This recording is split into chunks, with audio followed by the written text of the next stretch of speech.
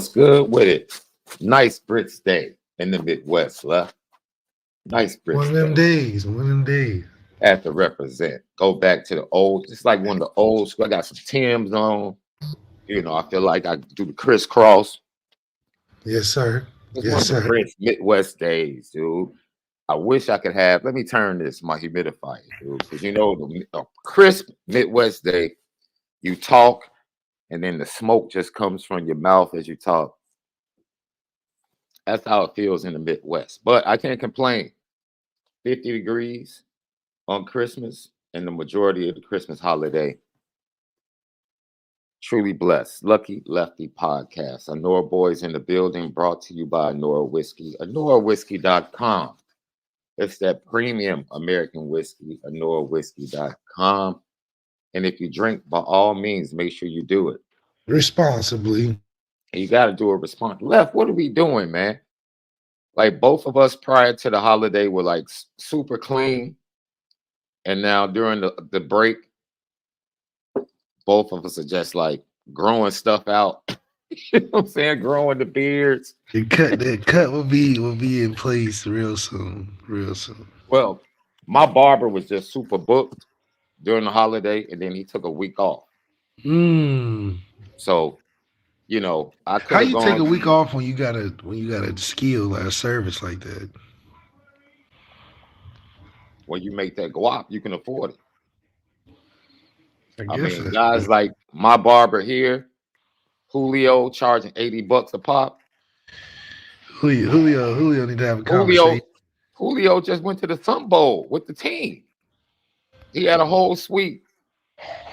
Sweet. He was on the plane with the team, the bus with the team, had a suite so he could cut the team's hair. The Yes, barber? yes, Small market inside. yes. It's a small market. We should have kept cutting in the basement when we were in high school, bro. That's our fault for not keeping up the hustle. That's on us. Because right now the hustle is real. If you can cut, you definitely 50 minimum. If you cut right now, 50. The team plane and bus. Dude, his IG is proof. What a way to live, man. What a way to live. It was a fantastic. Before I get to this, man, Apple Podcast, Spotify, we appreciate you. Audio edibles each and every day. Our award show is up. So go check that out. And I would like to announce this is why LL Nation is the best. And this is why next year's award show is going to be even better. People hit me up and leftovers left and were like, yo, I wish you guys had given us an opportunity to vote. So I said, hey, even though we did the show, LL Nation can still have their own vote. So all of the categories that we talked about yesterday are up on the YouTube page right now. Go vote right now. YouTube, Lucky Lefty Podcast. Hit the notification bell. Share. That thumbs up each and every day. Smash that for us, man. Helps with the views. And of course, subscribe. Lucky Lefty Podcast. You already know. We spin it different. Now, if you have a GTB question, we'll get to it in the second half of the show. You want to give us a super chat, we greatly appreciate that as well. But let me get to this leftovers yesterday. I had an interesting conversation, Left. You know, we usually get opinions, right? Positive, negative, whatever. You know, we appreciate all of them, right? Because, you know, if you're taking time to put a comment, that means you're watching. We appreciate the view. So I won't use the name, right? But this person literally posted 4 comments about the show. The first comment was, man, y'all super negative. I'm out. 50 minutes later, he was still posting comments. And that's when I laughed, like, yo, I thought you said you were out. Like at the beginning of the show. So I just cracked up laughing. I replied to his comments, you know, And it brought me to a conversation I had recently, love, because entertainment, podcasting, whatever, man, you have your preferences. But what makes someone like someone? I'll give you a perfect example. I use myself and I use my wife because we both love to laugh. We love comedy. We love You said you can't make somebody like somebody. you can't. You Right, can't. right, right. So I'll give you a perfect example. Let's just take comedy for a second. My wife and I, we love comedy. Love to laugh, right? She can't get with Dave Chappelle. I'm not really the biggest Kevin Hart fan. To me, Kevin Hart, Or Kevin Hart movies, Kevin Hart's a little, or a little just too, he's a little too silly. You know what I'm saying? It's he like on Nickelodeon movies. He do he. kids movies. You Well, know, see, he got I'm his not going, but that's not me hating on him. That's just me saying he's not yeah, my preference. for sure. Dave Chappelle or any comic that's a great storyteller that can make me think about topics, subjects, things of that nature, and Eddie still make me Griffin. laugh. Eddie Murphy, those are dudes I can rock with. Richard Pryor was a great storyteller, a little more raunchy than a Dave Chappelle, great storyteller. So that's my preference in comedy. You know what I'm saying? Kevin It's Hart the used to same. be a good storyteller, though. That's all I'm saying. Are we talking about movies? Or are we talking about stand? You know Yo, the one where he hit you with the the, one when he's in my Cleveland, boy called me and I was trying to tell him I was in the car. See, that's funny. Like that's I thought that was, realistic. No, that's realistic. Because that's something, man, if you can't relate to that, I don't know what to tell you as a dude. you like, oh Like, yeah, yeah, you dude. like, hey. So yeah, he got moments. I don't like his movies though. The only movie I think I definitely don't like any movie he does with The Rock. I think that's just corny in his own. But I like the only movie I think I like is the one he did one with Will Ferrell, right? I think I like that one. That was the only one I really like actually took serious. All them other movies, Dude, Will and the Ferrell. last stand-ups, Will Ferrell was so dumb in that movie, dude. yeah, I know that's what I'm saying. Bruh, Will Ferrell stole the show in that movie, bro. I was like, yo, this Yeah, is that was a good movie. That one was good. it. So, but that's what I'm saying. Like, that's the LL question of the day. Like, what is your comedic preference? And like, who's your favorite comic right now? Like, if you need a comedy special right now, whose comedy special would you want to watch right now? Right. So they put up the Dave Chappelle special, and I was like, oh, I'm on it. I'm on it. Yeah, I gotta finish it. I'm like halfway through, but it's like it's the same thing as I saw this article where it said there's no more stars in entertainment anymore. There's no more Brad Smiths, Denzels like that in TV Mm. and movies and stuff. And a lot of it is the development. You got to see like Denzel be in smaller movies and build up that charisma to him doing well. He hasn't done a superhero movie before, has he? Denzel? I don't think so. I think his closest one was John Q, but that was like a realistic type of non-fiction type of thing. I don't know.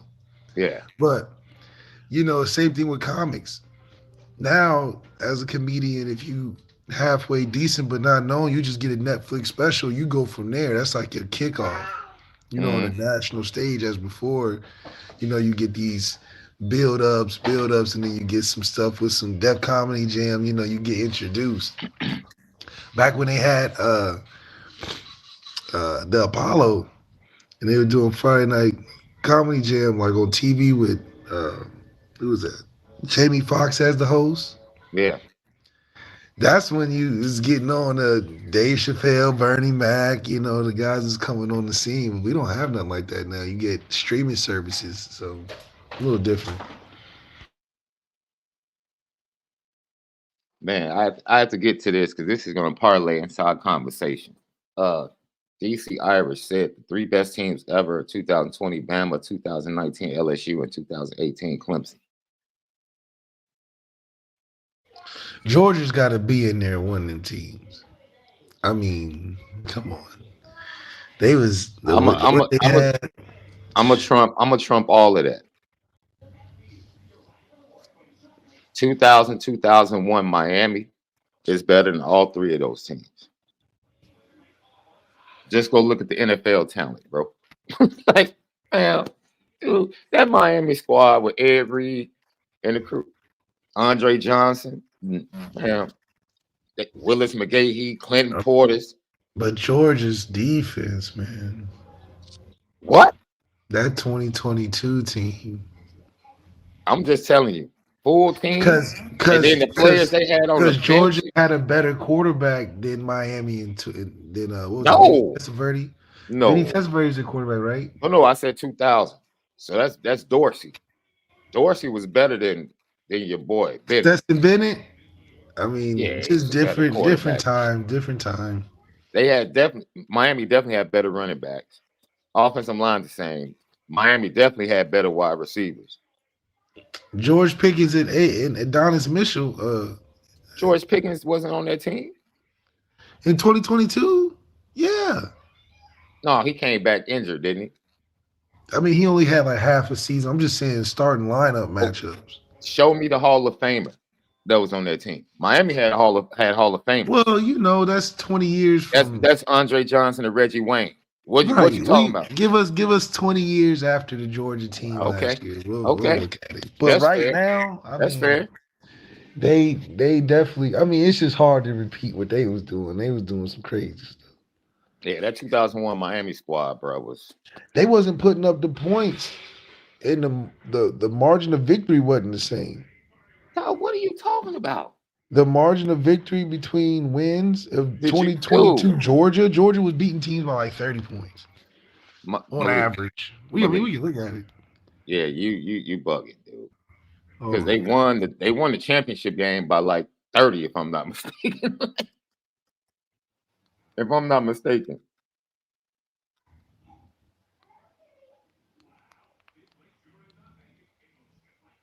$33-7, 61-zip, 43-21, 39-7, 49-27, 45-3, 39-0, 18-7, 59-0, 55-7, 26-24, 37-14 in the championship game. Okay, that's about the same. That's about the same. That squad. That's about the same. I mean, you talk about 2 ultimately dominant teams. Like, it would be nice to see those 2 match up. I mean, hell, the Bama team with Dante Hightower. And they got cheated. They got cheated out of the back-to-back the following year on that pass interference call. But you're an Ohio dude, so you probably thought that Florida State team was nice too now. Jameis Winston's year with Jalen Ramsey and all the guys they had too. Yeah. That was another good year when they went undefeated. So yeah. I think there's that Miami squad, dude. Yeah, it's just different areas of football. If I'm not mistaken, was Devin Hester like a red shirt freshman on that squad? No, that was his red shirt year. Well, you're judging it based off of what happened to guys after. I'm basing it upon the fact that they dominated. They dominated.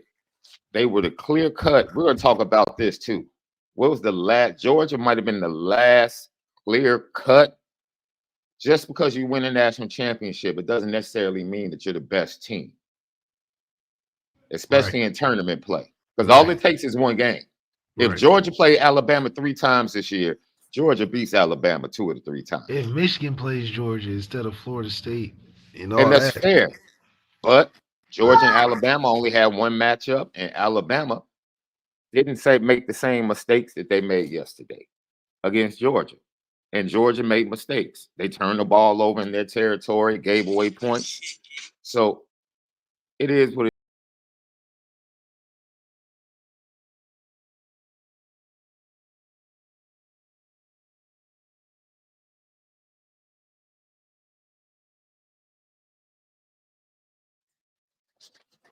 What's Smoking brought to you by Fashion Geek, AlonzoJackson.com. Fashion Geek, we run the city. Check out their new collab with Planes at AlonzoJackson.com. Hey, Left, great day of college football. We're going to get to how it impacts Notre Dame and what it tells us about Notre Dame in 2024. Interesting, though. I tell people all the time, kids don't come here with issues. You know, they're kind of formed by the environment, the adults they're around, the adults that are pouring into them. And I feel that way about great teams. Coaches can really mess things up, right? But there's nuance to it, Left. There really is nuance to it. And I know a lot of Notre Dame fans, as they watch that classic, dude, I told you, dude, I knew that venue would give us the Rose Bowl in the playoffs or national championship game has given us two classics. Two classics. It gave us Texas USC and it gave us Alabama Michigan. I stand on it. The Rose Bowl is the greatest venue for college football. You think so? Like you want college football in that setting on that field. It is, dude. It is one of the best college football theaters ever. It just is. It just is. It was. I wish Keith Jackson could have called that game yesterday because his voice on top of that game would have been incredible. Absolutely incredible. Notre Dame fans watched the first half, and I know they said to themselves, yep, this is how Notre Dame offensively shows up in big games. Because Tommy's game plan was awful early. Absolutely. How do you know you struggle to protect the passer? And a team as aggressive as Michigan, how do you basically just hang Jalen Milroe out to dry early and not run the ball? It was one of the worst offensive game plans with that much time for preparation that I've seen. No motion, no creativity. And I said, Notre Dame fans are sitting here saying, this is what we had to look at this year. Yeah. I know that's what they were saying. Absolutely. And a lot of it, Go I mean, ahead, it Lefty. was just standard Notre Dame process. You know, you could turn off the first half and not miss anything. And that's exactly what happened. You could turn off first half and not miss anything. It wasn't until they made a couple plays as individual players, kept them in the game. But that's what it is. I mean, Tommy didn't come with anything. Like you said, it felt like with all that time, you would have thought it would have looked like Texas and Washington.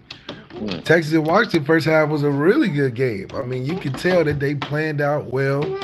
And then their great players made great plays. I mean, Michael Penix putting on the money all day. And to have Jalen Milroe look so helpless in the first half outside of the protection calls, but just it didn't look like we were calling anything under his skill level. You got him dropping back all them times early on for what? You know that's not his game plan. You know he's going to get nervous in the pocket, so it just made a huge difference.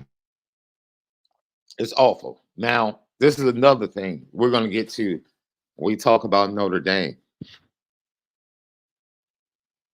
Michigan is a team. I'll say this. The two teams meet in the national championship. It's debatable whether or not they're the best team in the nation. But Michigan and Washington, in my opinion, are the two most mentally tough teams that I've watched all year. And they both are charmed teams. Yeah, this is the best offense versus the best defense. I always think that makes the best show for a national championship with the country's best defense. Michigan has been very stout all year.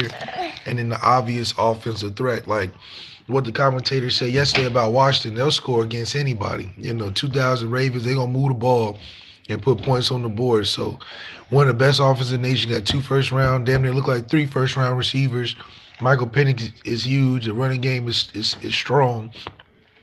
So to have the best show, but the best offense in the country that's won all the games they needed to get there, very deserving versus a tough defense in Michigan that complements the run game. So It'll be very interesting to see which way this goes, but it's gonna be an interesting game and one that's very deserving. I think they got it right this year. I don't think it'll be the Georgia TCU championship like last year. Oh, definitely, definitely. You have to say they got it right. I'm not one to sit here and say, yo, if a full Florida State team was there, they would have done this, they would have done that. But we got two fantastic games in the semifinal. That we do know. College football won last night. College football won. Ooh, I'm getting seasick, boy. You did that on purpose, boy. You did that No, on no, no, purpose. no. You did that on purpose. You're trying to show everybody your Willis. No, sir, no, sir. Wait, on top of that, too, it also showed, by the way, what the playoffs will look like. And if they can match up good games in the playoffs, the Rose Bowl will only be the cherry on top to all the other seeding games getting towards the final game. And you know what left? Third quarter in championship games, you have to take advantage of opportunities against good teams. Did we not see Notre Dame have opportunities against good teams this year and not take advantage of it?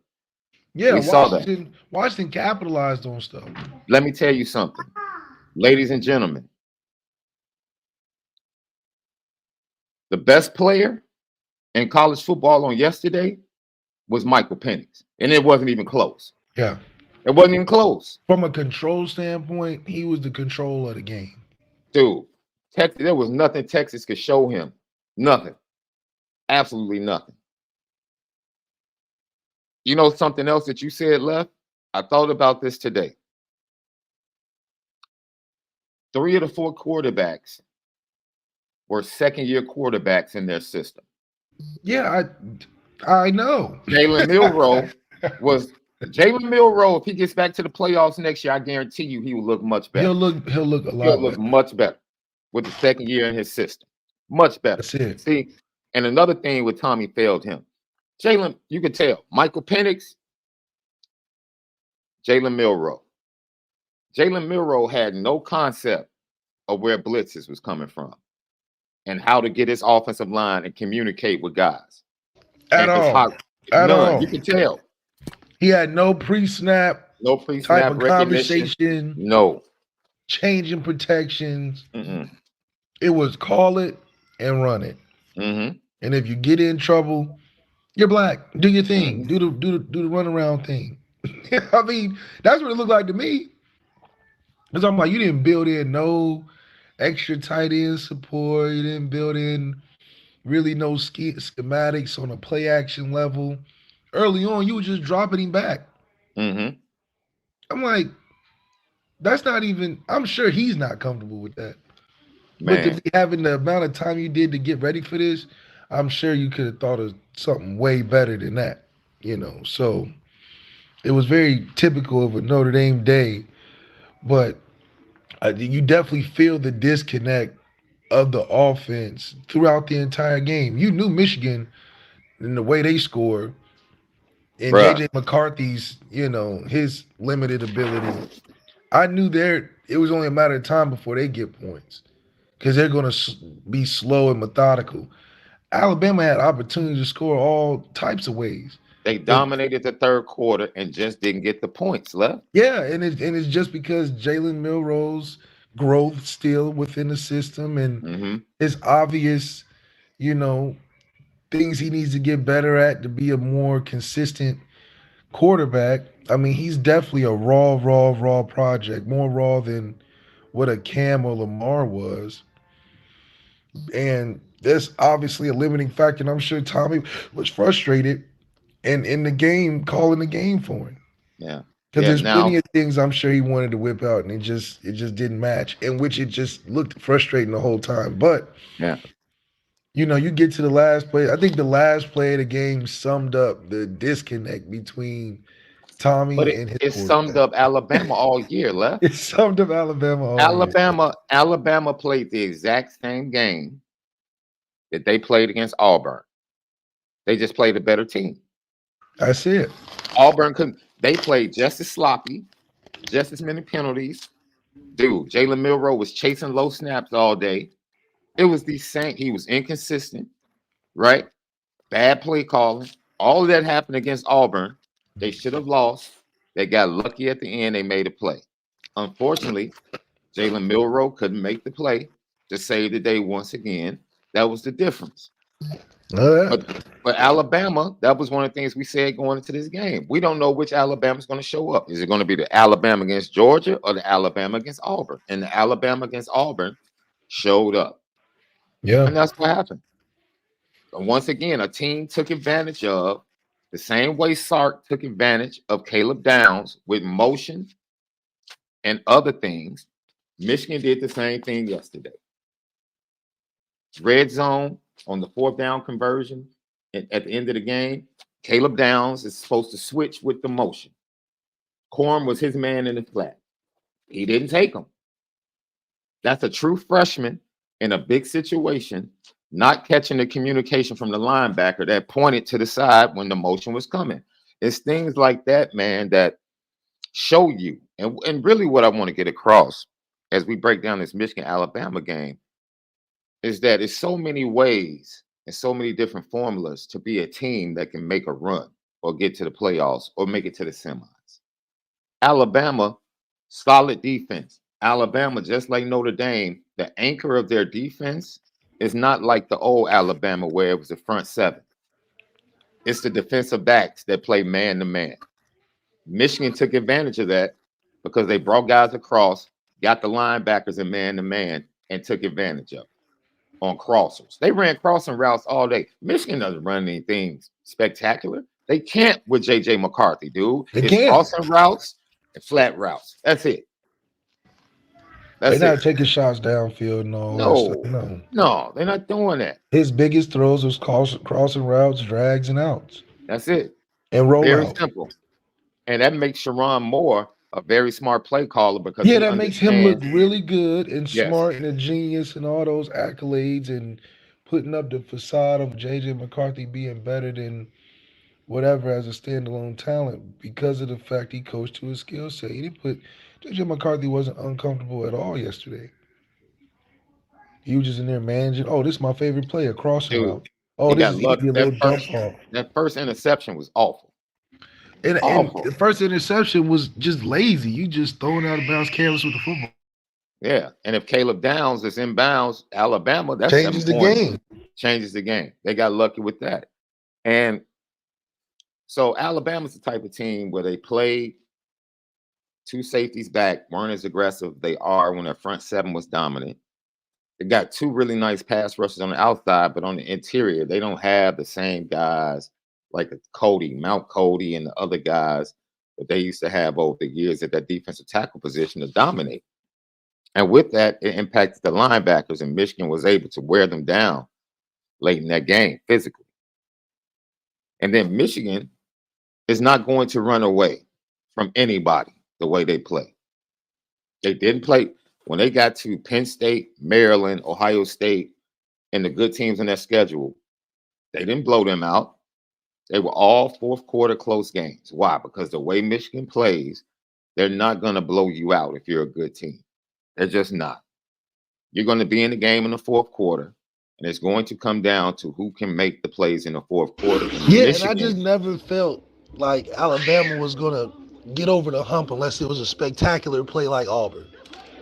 I just don't think they could have called a game succinctly enough to just beat Michigan straight up. It would have had to come from some play made by their spectacular players. They just couldn't do it last night.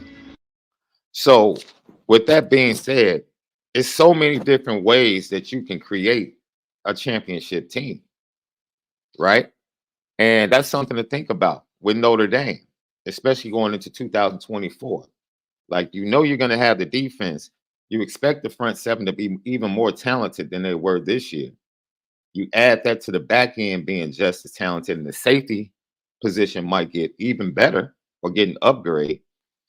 If that happens, now you have a top 5 possibly, because they're top 10 already this year. If they can get to top 5, the pass defense was top 3 this year. If they can get to top 5 total defense, now you're cooking with grease, right? Now you bring in Riley Leonard. Riley Leonard, honestly, does not have to be Michael Penix left. He can be J.J. McCarthy. if Mike Denbrock can be Sharon Moore with the play call and just play solid. Man, Michigan had all types of mistakes. This is something that I think people have said that the Michigan staff outcoached Alabama. I pointed out that I thought offensively they did. Tommy Rees came out with a poor game plan. I thought the Alabama defense played well. Defensively they played well. I just think their communication by their players were bad. Now you could say that's coaching, but when you have a linebacker that's pointing during the play and communicating, and you have a freshman safety multiple times that just doesn't react and make the play, and you have to put that on the players. But I think defensively, they held Michigan to 13 points into that last drive. They put JJ McCarthy on spot. That's what it was. That is one of the things they did. When the run game became methodical instead of explosive, they had to play field position and good defense and all of that. Michigan is just lucky that Alabama is where it is offensively. Alabama never posed a threat to Michigan in the pass game, so it became very comfortable for Michigan to just not lose it, not have to put. It was like it came down to who was going to have to put their quarterback in a tough position to win it. Yeah, so you have two different. And who do you trust more in a 2-minute situation, Jalen Milroe or JJ McCarthy? I think that was the battle was. But we're not going to win by outscoring each other. It's just about who can get up and put the pressure on the other quarterback on the last drive. It was funny because in post game, I heard Nick Saban say,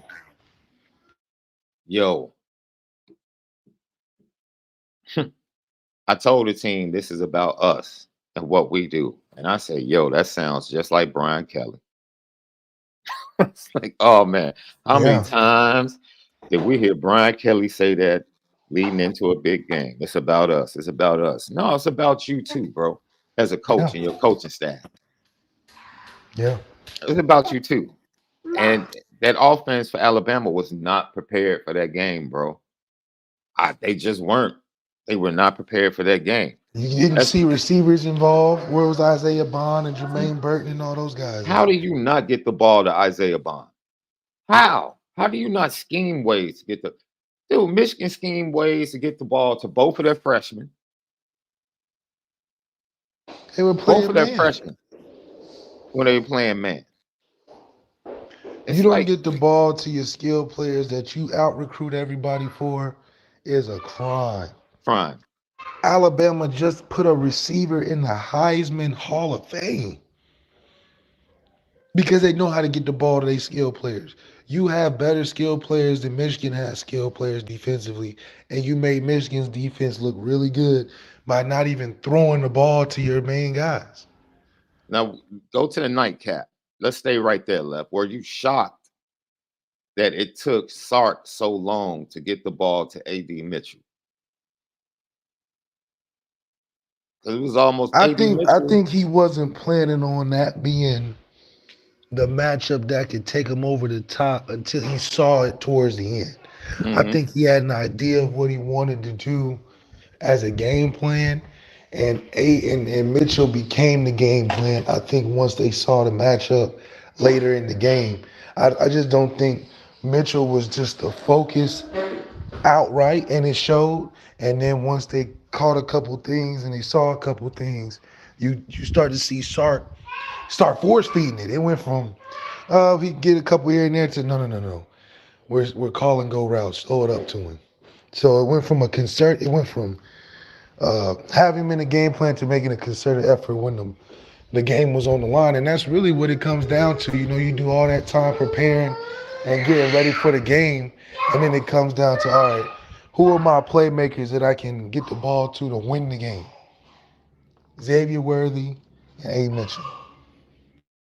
It is crazy because you look at that matchup, Left, and you have a team that is 131st in pass defense in Washington and a dynamic offense and the leader in passing yards per game over the last 2 years in Michael Penix. with a wide receiver core that is fantastic, with a play caller and Ryan Grubb that is fantastic. Yeah, it's a trust thing. I mean, you saw Sark get a little tight throughout the game. You Mm, saw a little worry. In the Washington game, you saw those guys, like he said at halftime, Kalen Moore said, we've been here before. They have. They've been through just about every tough game situation you can be in, playing that tough schedule, and they found ways to win because they're a good team. So they never got tight in the moment. I never felt like Washington got tight offensively. Now I did feel like that last drive where it was a bunch of weird stuff happening. Your running back goes down, saves time. Then your corner goes down. Then you give up a big play. So I thought they was letting it slip for a second. But like any good team, they find ways to win. They made a tremendous defensive play, slapping the ball away from Mitchell when Ewers should have just threw it right to him so he can body it up. He lobbed it instead of just beaming it to him and then make the defense play through the ball instead of making it a jump ball situation. But that's being picky. But I do think that Washington, man, it just proves that when you're a good team, you're gonna find ways to win, even if it looks bleak. mm. I thought of the difference between Washington and Notre Dame was similar to the last drive, except they made the pass breakup and we dropped the pick to end the game. Yeah. That's the difference. We dropped the game-winning pick on the final drive when they was going down, and they made the incomplete pass breakup at the end of the game to win the game, and that's the difference. Both good teams that were getting drove on, both good defenses. But when it came down to it, they made the plays that win the game, and we didn't. So I saw a lot of similarities in there with us and how Washington finished, because if you take a step back, you're like, Washington isn't that much better than us.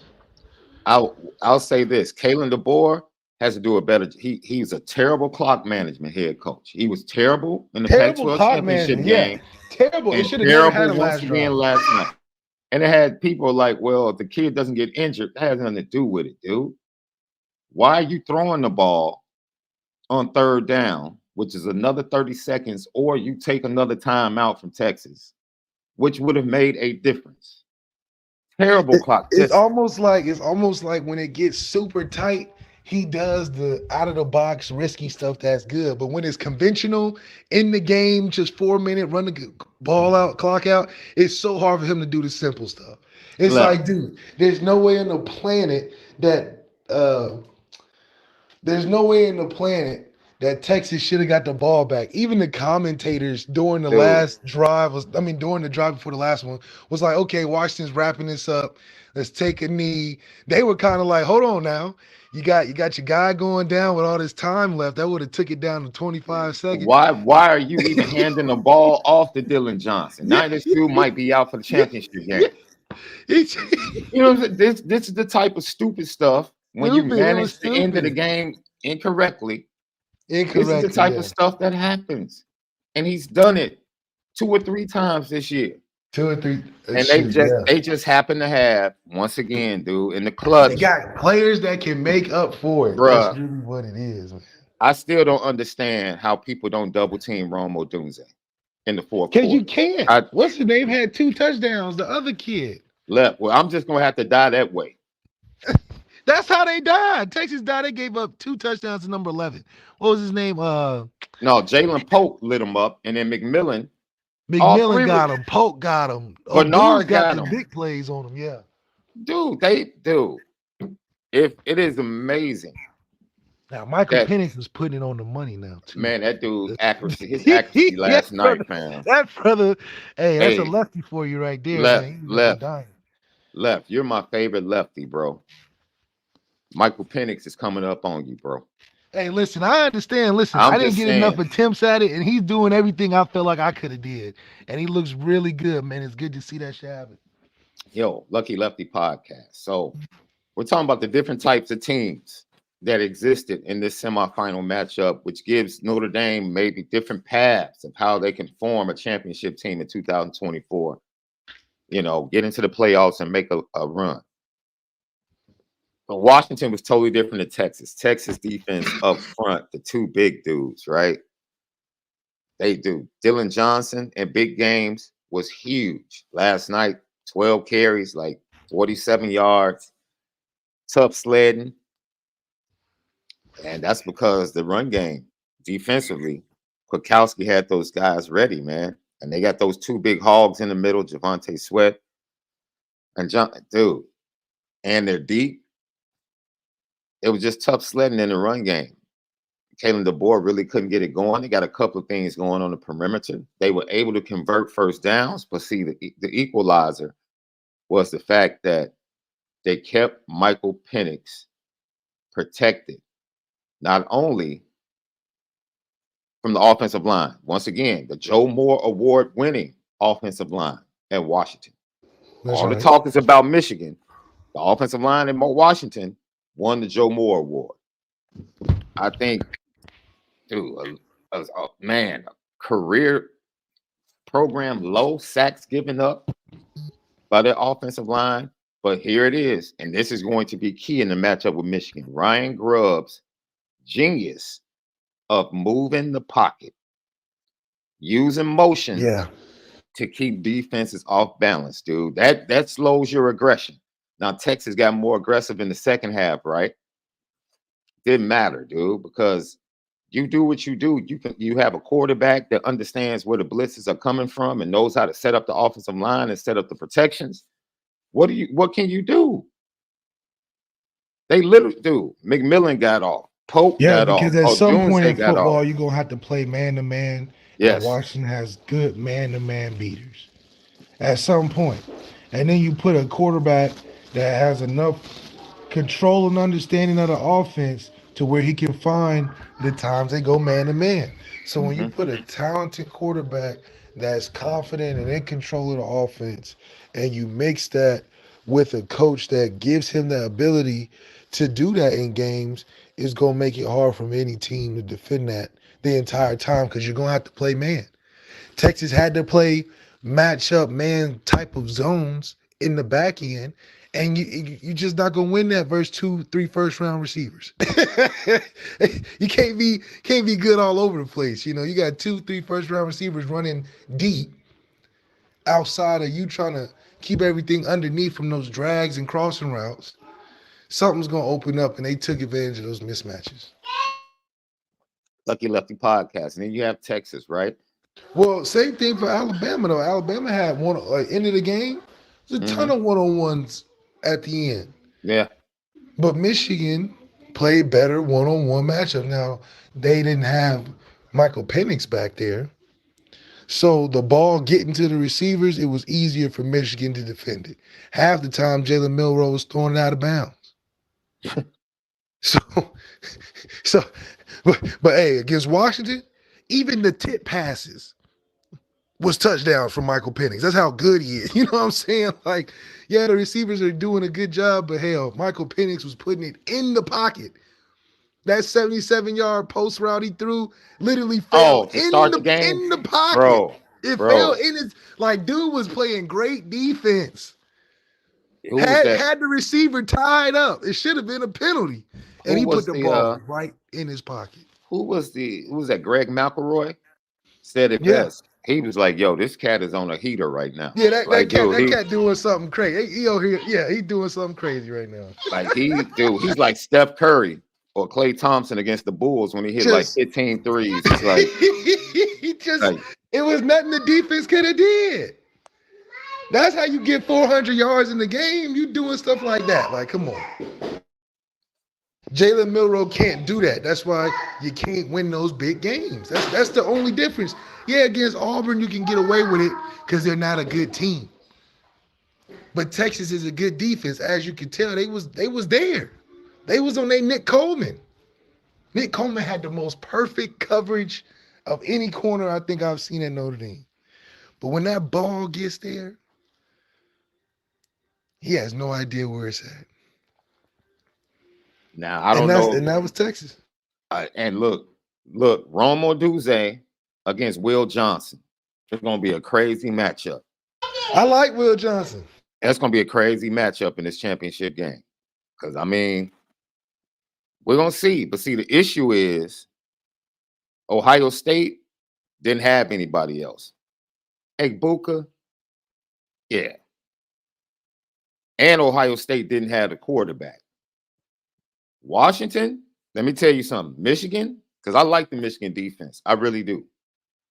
But this Washington offense, but the problem is it's not just Rome. No, Will that's Johnson, what I'm saying. They got to get 2 other Will Johnsons. Bro, that's essentially what. Forget that. What about Westover, the tight end? Like the tight end is crazy. The tight end got range. He got range. He can catch all type of places. It is, man. I don't know if they're going to allow Will Johnson to travel with Romo Doomsday because Michael Penix has no problem going elsewhere. None. He has no problem finding other receivers in the receiver room. I just like to point out that the wide receivers at Washington look real nice with Marcus Freeman's choice for the wide receiver coach once upon a time. Lucky Lefty podcast. Just thought I'd point that out. When we come back, let's talk Notre Dame getting to the playoff and making a run in 2024 based upon what we saw yesterday. Washington, Michigan. They had a classic Rose Bowl back in the 90s, and I expect them to have a classic national championship game going down to the wire. I think Washington has a record of most consecutive wins under 10 points, if I'm not mistaken. Yo, they might have to do it again. Lucky Lefty podcast. You already know we spin it different. Welcome back, Lucky Lefty podcast. You already know where we reside, CFB Nation, and we're presented by It's T. Sean Davis, MALIK, ZAIRE. Audio edibles each and every day. Apple Podcast, Spotify, then YouTube. Subscribe. Make sure you hit that thumbs up for us. Share button, notification bell. That's for you. You asked for it, so we gave it to you. Go over to YouTube right now, Lucky Lefty Podcast, and you can vote for the season awards, the season-ending awards, Offensive Player of the Year, Defensive Player of the Year, Coach of the Year, Worst Loss of the Year, Biggest Win of the Year, so on and so forth, and also the biggest story of the year. The season award show is up on Apple Podcasts and Spotify right now. If you get a chance to see or hear it, go check it out, download it right now over at CFB Nation, Apple Podcasts, and Spotify. So left with Riley Leonard coming in, and we assume that he will be the starting quarterback. We're just going to assume. I don't think Notre Dame will bring him in to sit on the bench. Out of the 4 styles we saw yesterday, which style do you think is going to represent the way Notre Dame is going to have to play next year to make a run at the playoffs and a national championship?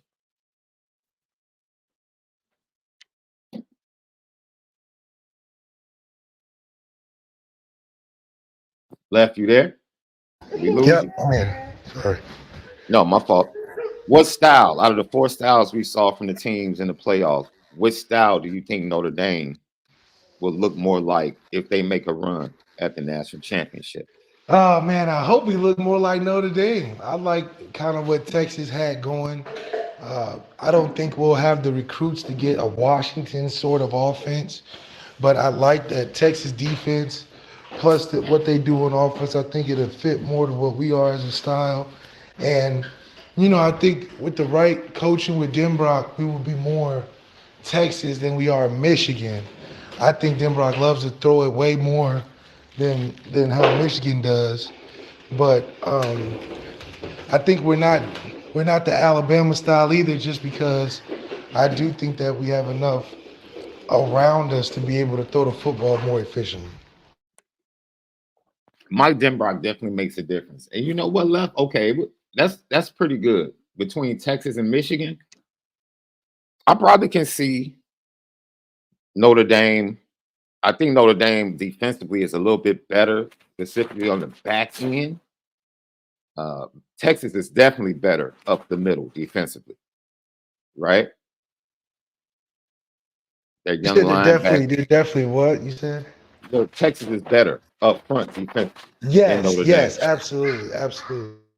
But the back end is where Notre Dame has a considerable advantage, in my opinion, than Texas. Can they get there up front? They'll be more talented, but we actually have to see it on the field. So yeah, they probably You think can it's a look like considerable difference? up front. You talking about up Compared to front? Michigan or? Oh no. Texas is is light years ahead of Notre Dame stopping the run up front. It's not even close. It's not even Really? close. Are you They kidding me? got the bodies. Like the one dude was pretty big. I ain't gonna lie. What was that I mean, that's number however you 90? want to describe it. Number 90 was that brother was 90 and big. 93. However you want to Yeah, 90 describe was it. we ain't got no 90s though. Like, dude, you're just not running the ball. You're just not running the ball on Texas. You have to take advantage of them on the back end because the safeties are questionable. The defensive backs are okay, right? And that's exactly, their defense, the weaknesses of the Texas defense played into the hands of Michael Penix in that Washington offense. It really did. It really did. So I can see the Texas. I don't know if the offensive line next year can be as dominant as Michigan's offensive line with the youth. Maybe they can grow and be that dominant towards the end of the season.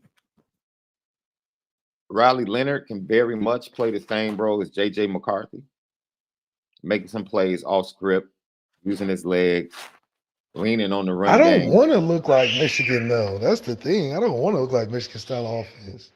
Well, I don't think Mike Denbrock is Sharon Moore, but then Sharon Moore, if he had Michael Penix, probably wouldn't be running the plays that he's running. Yeah, it's like, what are you going to do with Riley Leonard? Are we turning him into a Jalen Milroe hybrid, or are we turning him to a J.J. McCarthy, Quinn Ewers mix? A lot of this depends on the talent of the quarterback, and I don't think he can throw the ball as well as Michael Penix or Quinn Ewers. I hope he can throw better than Jalen Milroe, but hell, they was just talking about him playing receiver.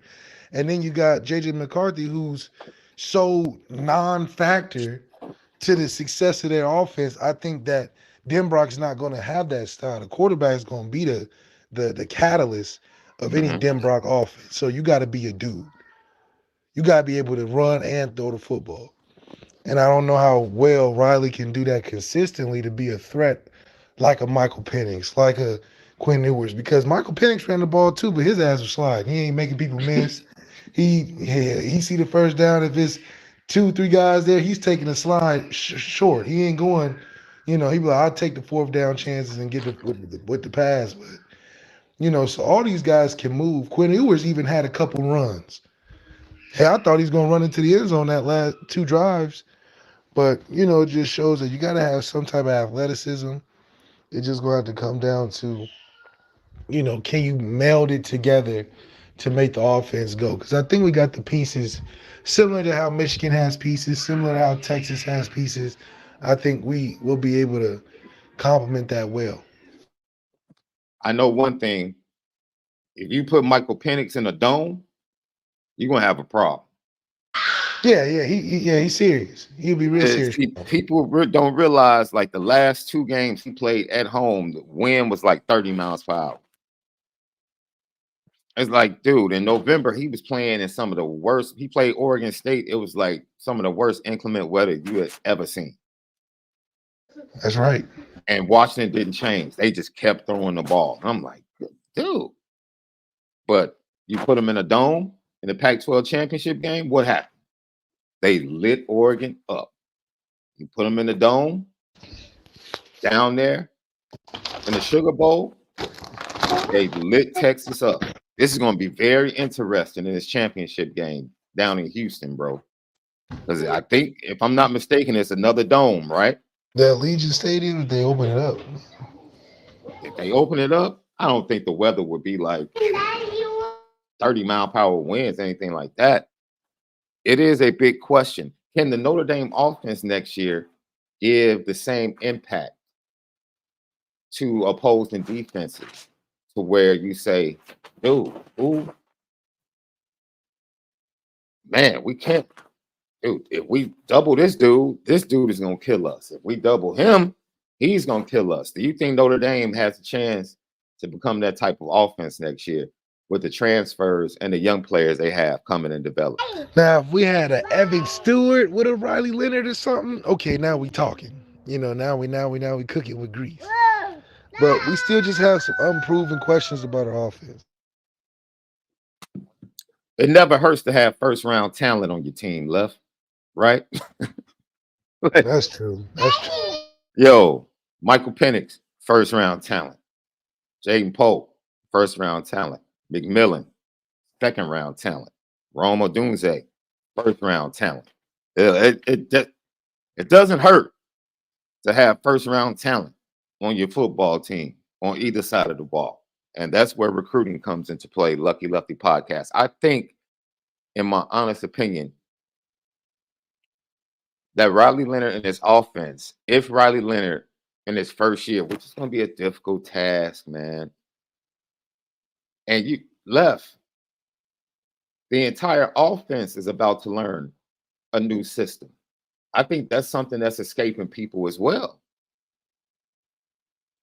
Yeah. Mike Denbrock is bringing in his system.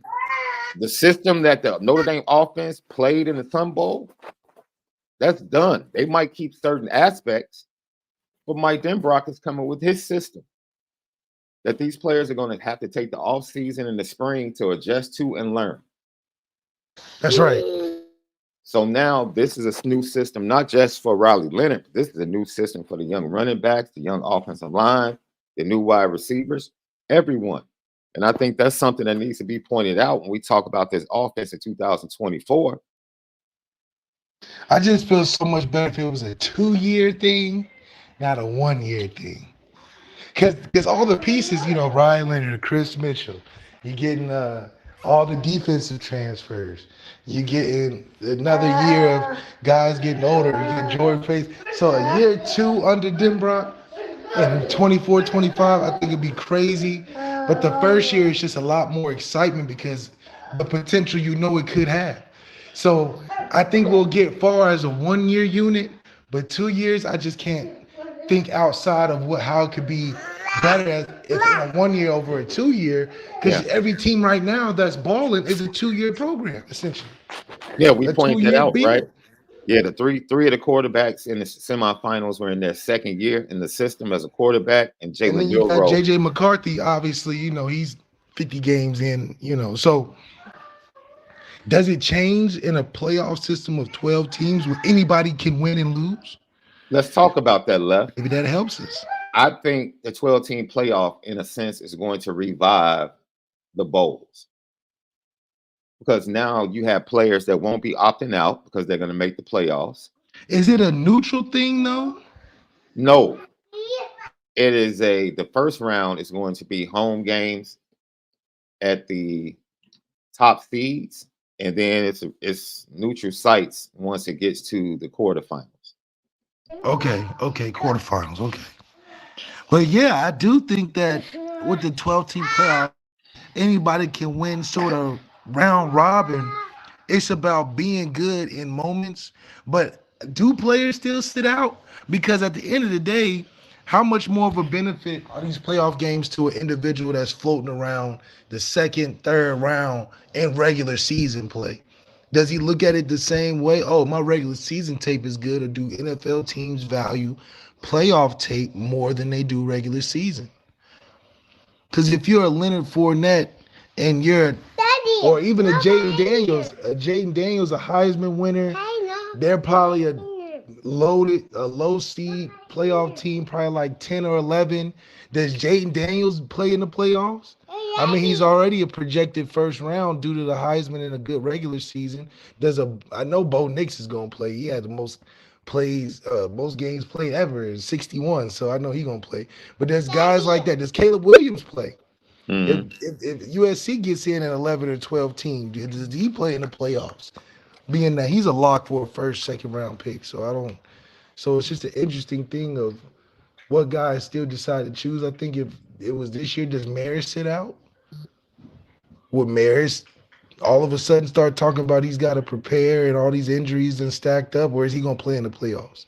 So that's where I think the facade of this missing one mysterious game that holds so much weight, it'll go to the wayside. Yeah, so this playoff extension could left, and be honest, man, if it revitalizes the bowls and keeps some of the opt-outs from opting out, how does that impact the transfer portal next year? Right? Because when do you have time to recruit? You have kids on top 12 teams that transfer. I mean, players on top 12 hold teams. On. They're gonna have now, right? Do you hold on? Do you stick around for the playoffs? Do you hop in the portal? This year, and the impact of how everything is going to change is going to be very interesting for a lot of teams. So I'm looking forward to watching how the portal, the opt-outs, and everything is impacted by playoff expansion. You're 100% right about this transfer portal in the playoffs. Because if you a 8 seed, right, and you Arizona's quarterback and receiver are the hottest in the transfer potential portal, and Arizona might bust some teams up next year.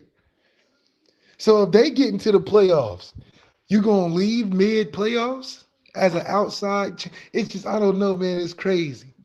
It's crazy because then you got to take it next step further.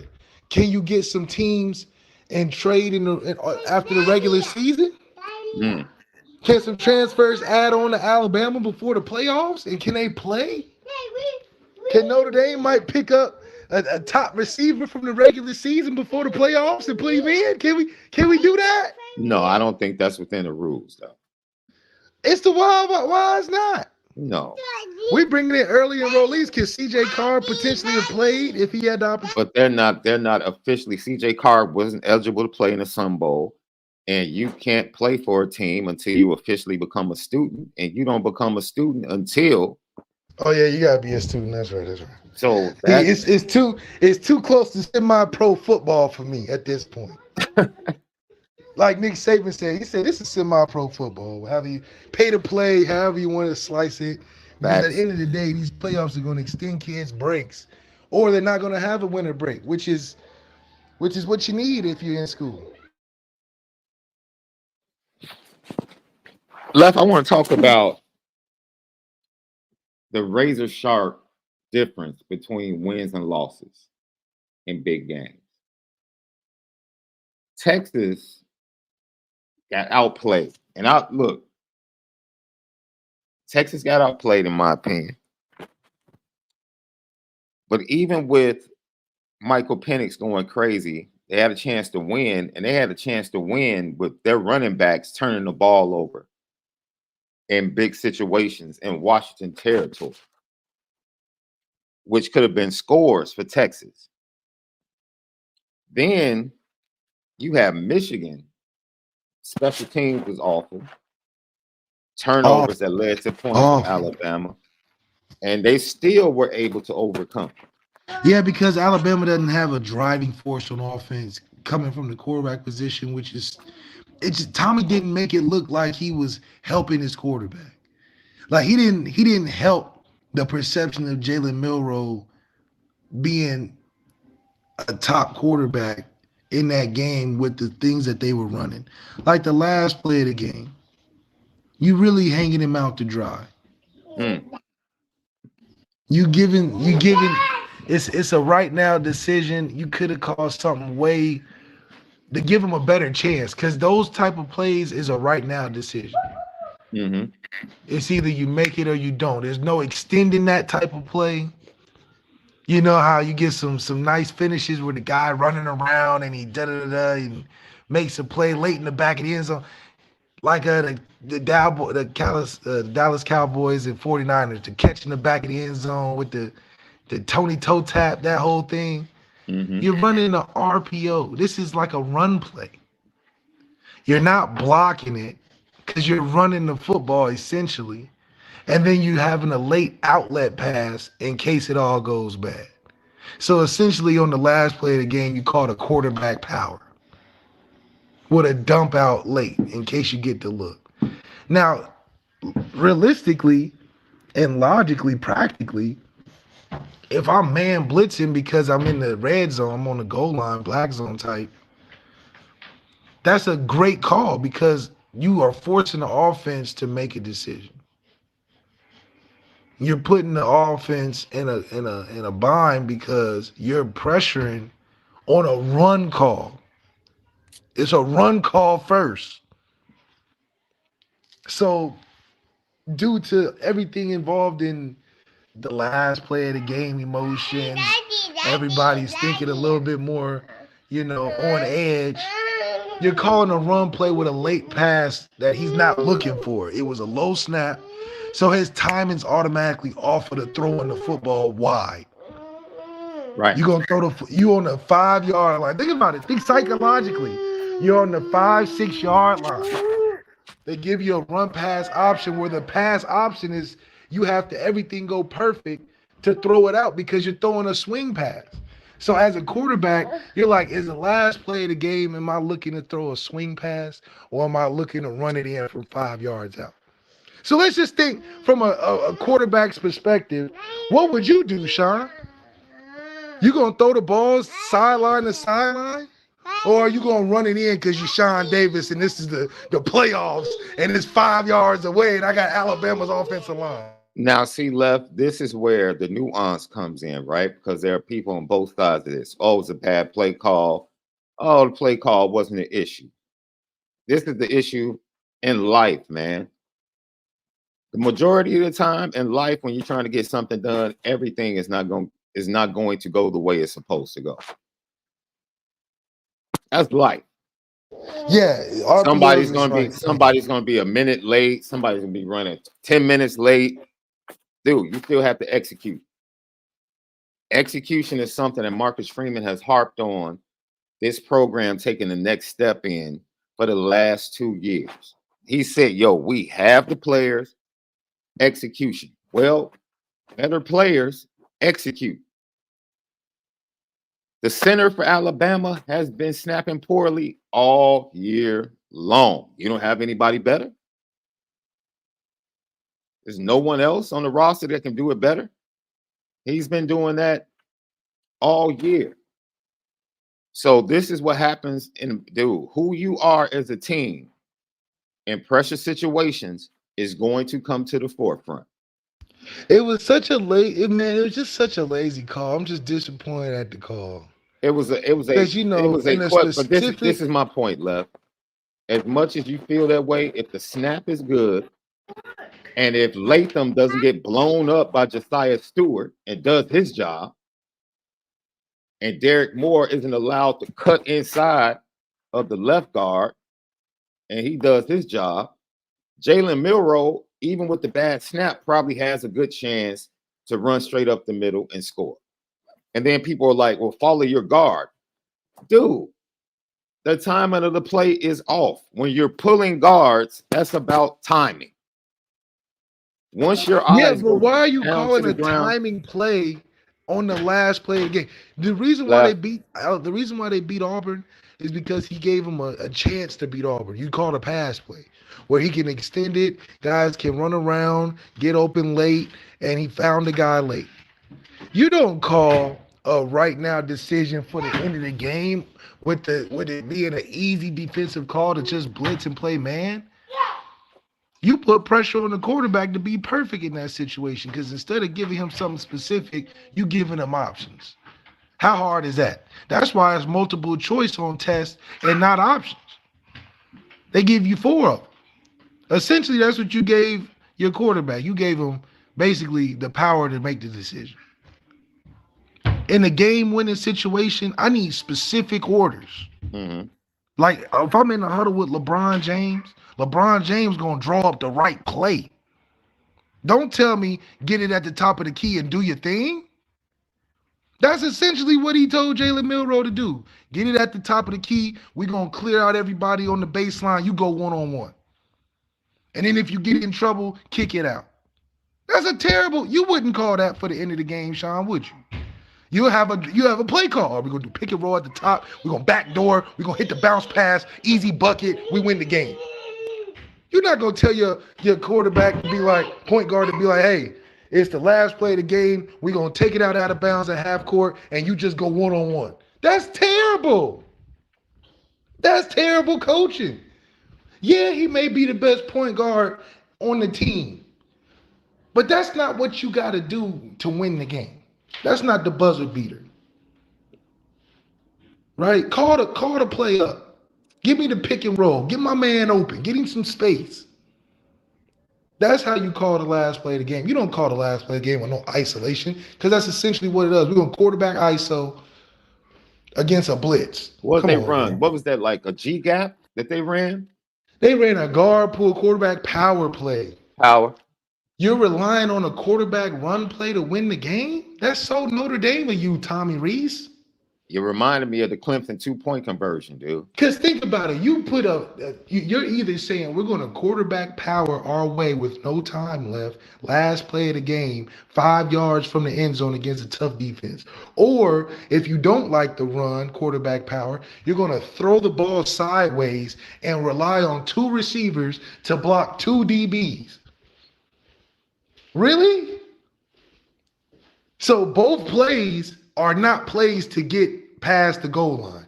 Both plays are plays where your players got to work hard to get beyond the goal line. That don't make no sense.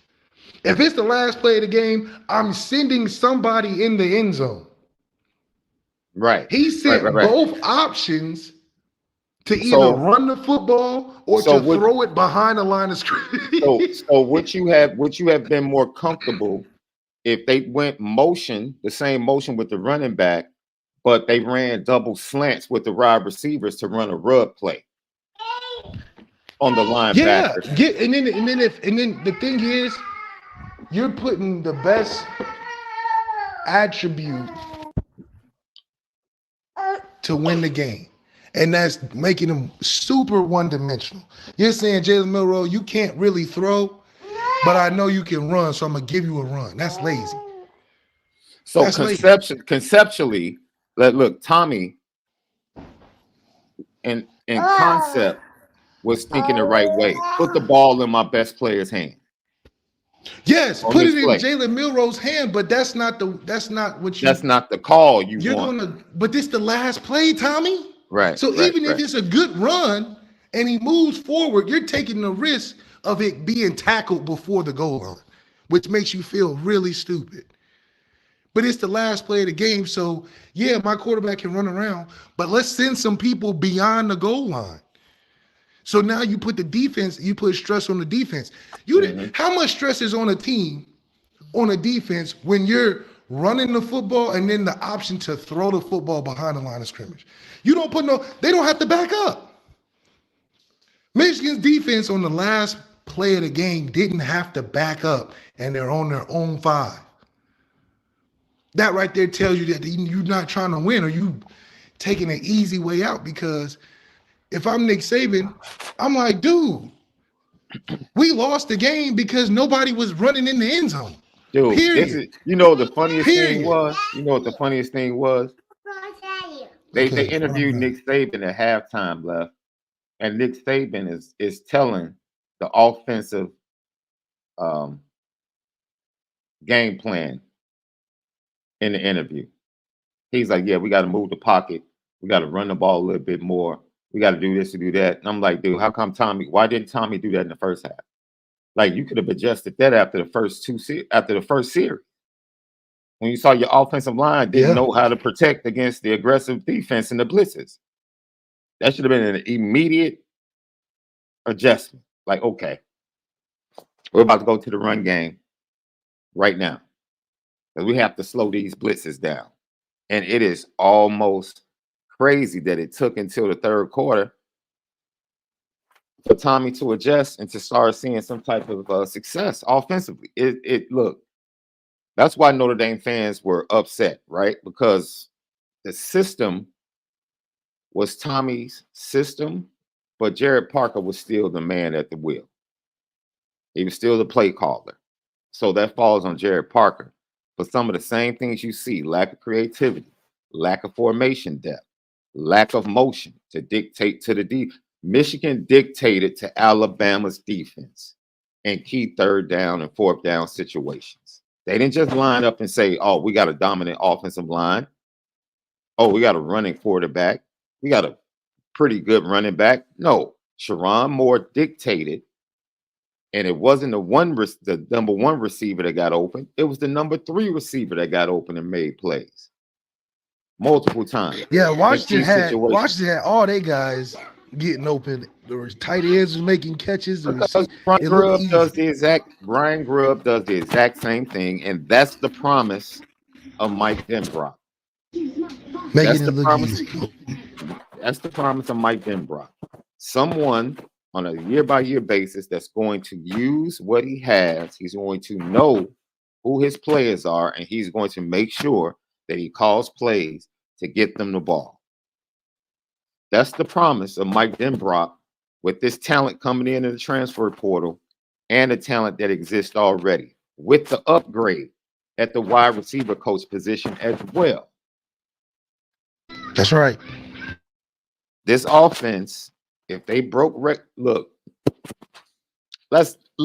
Would you prefer Notre Dame break all type of offensive records and suck in the big games offensively, or would you rather Notre Dame average 36 points per game and put up 36 points in big games? Yeah, I'd rather them get 36 points. I don't care about scoring records and all that stuff, dude. Yeah. What do you do? Records come when you have dudes in an offense that is supporting them. You should be, the records are the result of you knowing how to coach the strength of your team. Mm-hmm. That's where the offensive records come in, because now you're maximizing your talent. We have never maximized our talent at receiver. We maximized Will Fuller, but after Will Fuller, we've never maximized a receiver after that. And it's been almost 10 years. And Washington is fully healthy for the first time since, I think, week 3. Jalen McMillan missed time. Jaden Pope missed time. They were out. Romo Duze was the only one that played every game in the wide receiver core. Bernard was out and hurt after the first Oregon game for a couple of weeks. Look, they're healthy. Now Michigan is going to face Dylan Johnson, and more than likely with his foot, unless they just shoot him up and he can tough it out. And I don't know how effective he can be. We'll see, though. I think it's going to be a fantastic national championship game. I really do. I really do. But it's so nuanced, left, right? Because you can call a good play, and if a dude doesn't do his job, play doesn't work, right? Who knows? The play might have worked if the snap was good. Right. Regardless of everything you just said, if the snap was good, the play might have worked. But it's still a bad play call, because it's the last play of the game. You on the 5-yard line and you send nobody to the end zone. What are we talking about? You call a run and then you send the pass option to run a swing route. Mm-hmm. What's the probability of that? It's got to be low. It's got to be low success rate when you're running the football and then you're throwing the football sideways on the last play of the game. Dude, Michigan gets in the red zone. They call RPO where they got the running back running into the flat to the end zone, and then they're bringing the backside wide receiver across the formation who's wide open. Dude, the eye candy is so crazy. But Alabama had no clue how to cover it. And I just don't understand. Shout out to Sharon Moore once again as a play caller. I don't understand why people get in the red zone and get so simple-minded in their play calling. Like, dude, formation, motion, eye candy, something.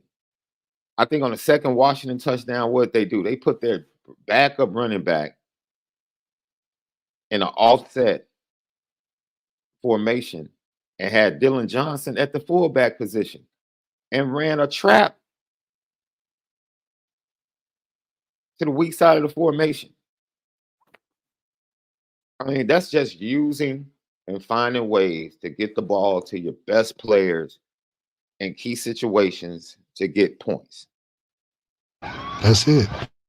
That's it, man. It is. No. It's Lucky Lefty podcast, man. But I think Mike Denbrock has an opportunity. See, this is the thing, Left. I don't care about breaking records, bro. I don't care about points per game. I just don't. What is Riley Leonard and this offense going to do in the playoffs in the big games? That's all I care about. That's all that matters. Okay.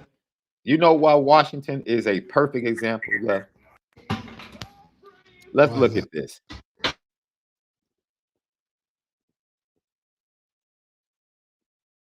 Let me read this off to you. The Washington Huskies this year, Left,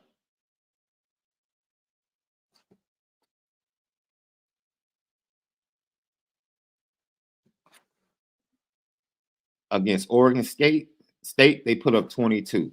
Against Washington State, they put up 24. Against Arizona, they only put up 31. Against Oregon State, they only put up 15. Did you hear that, Left? That's all. 15 against Oregon State, unranked. 22 against Oregon State, 24 against Washington State, 31 against Arizona. You want to know what they put up against Oregon, USC, Utah, and Texas? They put up 36 against Oregon, 34 against Oregon, 52 against USC, 35 against Utah, and 37 against Texas. See, I can care less. Dude, when you play the top competition, that's when I need to see your best offensively. I don't care how many points you averaged throughout the season. I don't care. 56 against Boise State doesn't matter. 43 against Tulsa doesn't matter. 41 against Michigan State doesn't matter. 59 against California doesn't matter. No one cares about that. No one's going to care about Riley Leonard and Notre Dame putting up 40 and 50 against Northern Illinois in September. Nobody cares about that, dude. What are you going to put up against Texas A&M? What are you going to put up against Florida State in November? And what are you going to put up against USC in November? That's all that matters. That's it. That's the true test of the offense. Right? So we can talk historic numbers and what Notre Dame did offensively. Oh, that's fine and dandy. What did they do against Louisville, Duke, USC, and Clemson? It was subpar. So therefore, the story of the offense is that. Yeah, we can be nuanced and still give credit for the accomplishments. But we're talking about winning a championship. We're talking about winning a championship. And the 41 points that they put up against Michigan State and the 59 points that they put up against Boise State and the 49 they put up against Tulsa means nothing. What's impressive is the back-to-back 30-point performances against Oregon, 37 against Texas. That lets me know that your offense is real. That right there, Left, that lets me know that your offense is real. That lets me know. So we can talk about Michigan, different styles. But Michigan isn't about to put up 30 points against good teams. They haven't done it. maybe if they get help, turnovers, pick sixes, things of that nature, when Michigan faces a good football team, more than likely, they're not going to put up 30 points.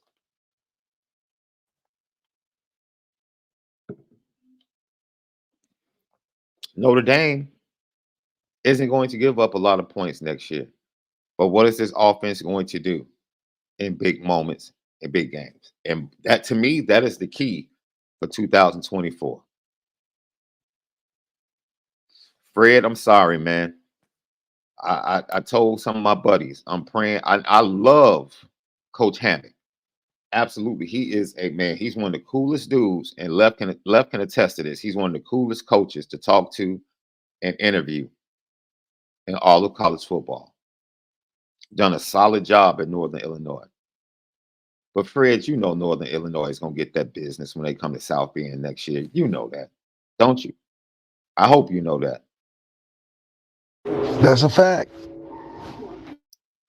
Northern Illinois is going to get that business in South Bend, and it's not going to be pretty. It's not. So, like the champ said in Harlem Nights, don't take this whooping personally, because it's definitely gonna be a whooping. Somebody getting whooped, that's for sure. That's for sure. So, that is, that's the dichotomy of like perception of offense, right? And and some people are satisfied with records and, oh, they did this, they did that. Man, look, at the end of the day, we're talking about winning championships, man. That putting up points against Navy, nobody cares about that, dude. It's good for the record books. It's good to build excitement. But that 14 points against Ohio State, that's suspect. Super suspect. It's suspect. It is what it is. And that's a really good Ohio State defense. So I wouldn't even say, man, you need to put up 30-something against Ohio State. But you should have been in the 20s. You definitely should have been in the 20s. We chose to score, keep it low scoring. We chose that, in my opinion. What do you mean we chose to keep it low scoring? Is that on the head coach or is that on the offensive play caller? I think it's the head coach's idea mixed with the style of play calling we had took as an approach. I think coach wanted it to run the football and keep time of possession, which is automatically, in my opinion, a conservative way of playing keep away because you don't think you can defend. So you're not looking for points, you're looking to hold on to the football, which is, I think, what we chose to do, which I think is what we chose to do, which hindered the ability to play fast and play with an intent to put a lot of points on the board, which is a strategy. I think we did that same strategy when we went to Ohio State. We wasn't trying to score 40 points. We didn't believe that that's how we could win, which I think Denbrock brings the mindset that you better score 40 or you're not going to win, which I think is a transition. Lucky Lefty podcast, man. So, in my opinion, I think a championship team at Notre Dame left, I think, will be a mixture of Michigan and Texas next year.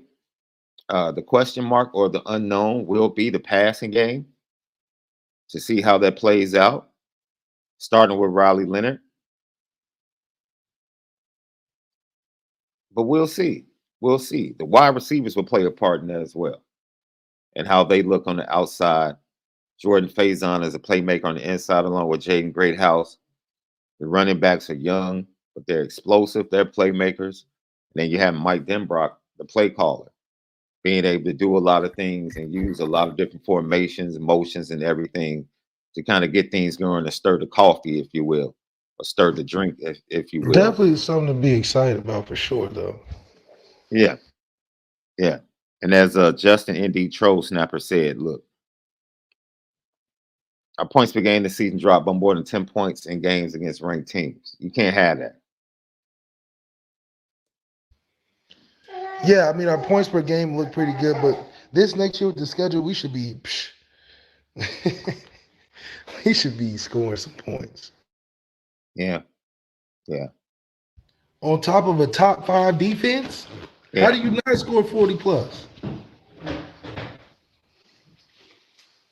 Yeah.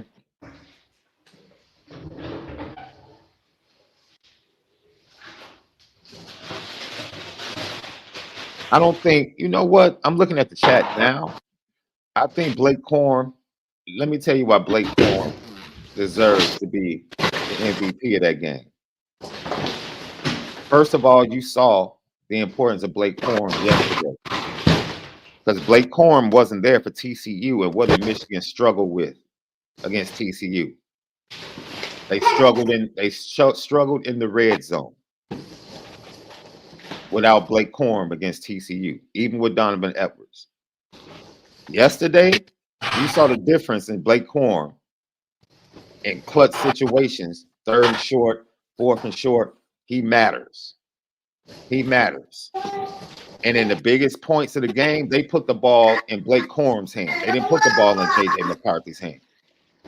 That's a fact. It's been against Penn State late in the game. They put the ball in Blake Corum's hand. Late in the game against Ohio State, they put the ball in Blake Corum's hand. That's what a play caller does. He puts the ball in his best player's hands in the biggest moments. J.J. McCarthy hasn't been that guy all year. Statistically speaking, yeah, he had an efficient game. Well, he threw for the same yardage that Stephen Jelly threw for, right? Like 220 or something like that. Efficient, high completion percentage. J.J. McCarthy wasn't asked to make difficult throws yesterday. He wasn't. Sharon Moore played to his strength, and they called crossing route against Alabama's man coverage all day. He was never asked to throw a difficult ball into a tough spot. No. He just basically played He 2015 Dallas Cowboys, play action, run the ball with Zeke, a.k.a. Blake Corum. Exactly. And J.J. McCarthy gets the ball every down because he's the quarterback. The 4th and 2 was a design play to get the ball to Blake Corum in the flat. Sharon Moore said, I'm going to get the ball to my best player. J.J. McCarthy touches the ball every down, even when he hands the ball off. So stop. Michigan did what they've done all year. Late in the game in biggest moments, we're going to find a way to get the ball to Blake Corum. That's it. We're not about to overrate. I'm not about to call J.J. McCarthy trash because I don't think he's trash. But J.J. McCarthy doesn't scare me as a quarterback. He just doesn't. You put him in the right system, he can be a good quarterback. That's who he is. You put him in the right system, he can be a good quarterback. Period. That's it. Give him an offensive line, a run game, he's a good quarterback. You put him in a system where he has to throw the ball 40 times, he's going to turn the ball over. He's going to make stupid decisions like he made on the first play of the game. Stupid decision. Just dumb. He got lucky on one of the passes in the 4th quarter that got tipped. Because if the DB played it right, it would have been a batted ball or it could have possibly been picked off.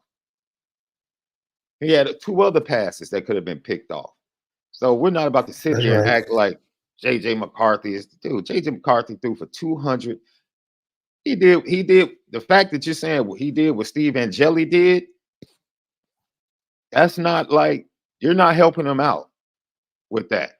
Because Jordan Faison was the most impressive player and the most dominant player in the Sun Bowl. In the last 4 games he's been. He was. He just was. Blake Corum was the most impressive player for Michigan yesterday. By far. It just was. I mean, it was evident in overtime. And your quarterback through J.J. McCarthy throwing no dimes. Yo, Quinn Ewers was just as efficient yesterday. He just got trumped by Michael Penix. That's all. Just because Michael Penix played Michael a great Penix threw game for 400 plus yards. No, and Quinn Ewers played a really good game, man. Think about it. Third quarter, they didn't even touch the ball but one time. JJ McCarthy played a good game, dude. He played a good game. All I know is when he didn't have Blake Corum in that running game in the red zone, he turned the ball over and threw 2 pick sixes against TCU. That's right. That's what I know. He's a quarterback that needs a run game. That's what he is. Dylan Johnson got shut down last night by Texas, and Michael Penix lit their tail up through the air. Period. That's it. If we're evaluating quarterbacks.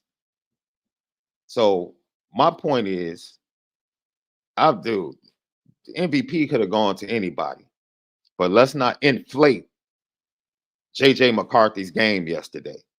Like his game was like on this super elite level. He was good. That was it. He played good enough to win.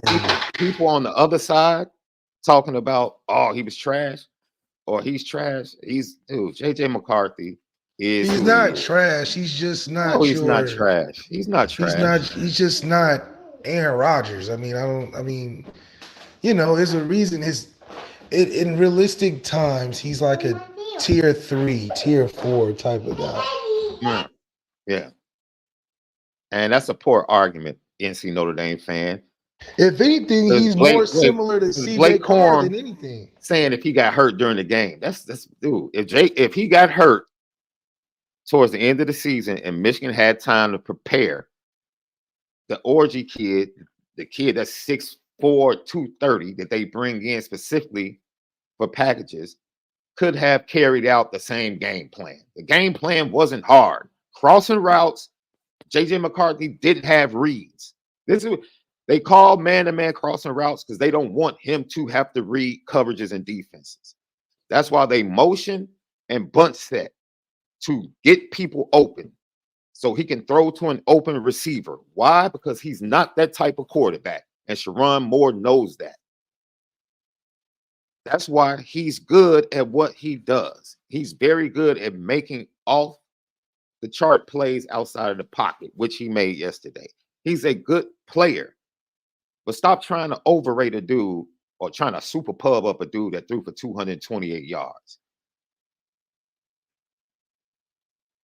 I wish I had Cam Newton, because Cam Newton would tell you the kid is a game manager. That's what he is. He's a game manager. They took the ball out of his hands against Penn State on purpose. They ran the ball 39 straight times on purpose. Why? They didn't trust him. They didn't trust him. Yesterday, he stepped up. His meditation worked. He played a really good game in the Rose Bowl. He got the victory. He sits in the gray as a quarterback. He's not trash, but please let's not act like this dude is like generational quarterback. He's just not. He's not. He's just not. And I'll say this. Either one of the guys could have won MVP. Yeah. So to say somebody got robbed, he didn't get robbed. Blake Corum was just as worthy.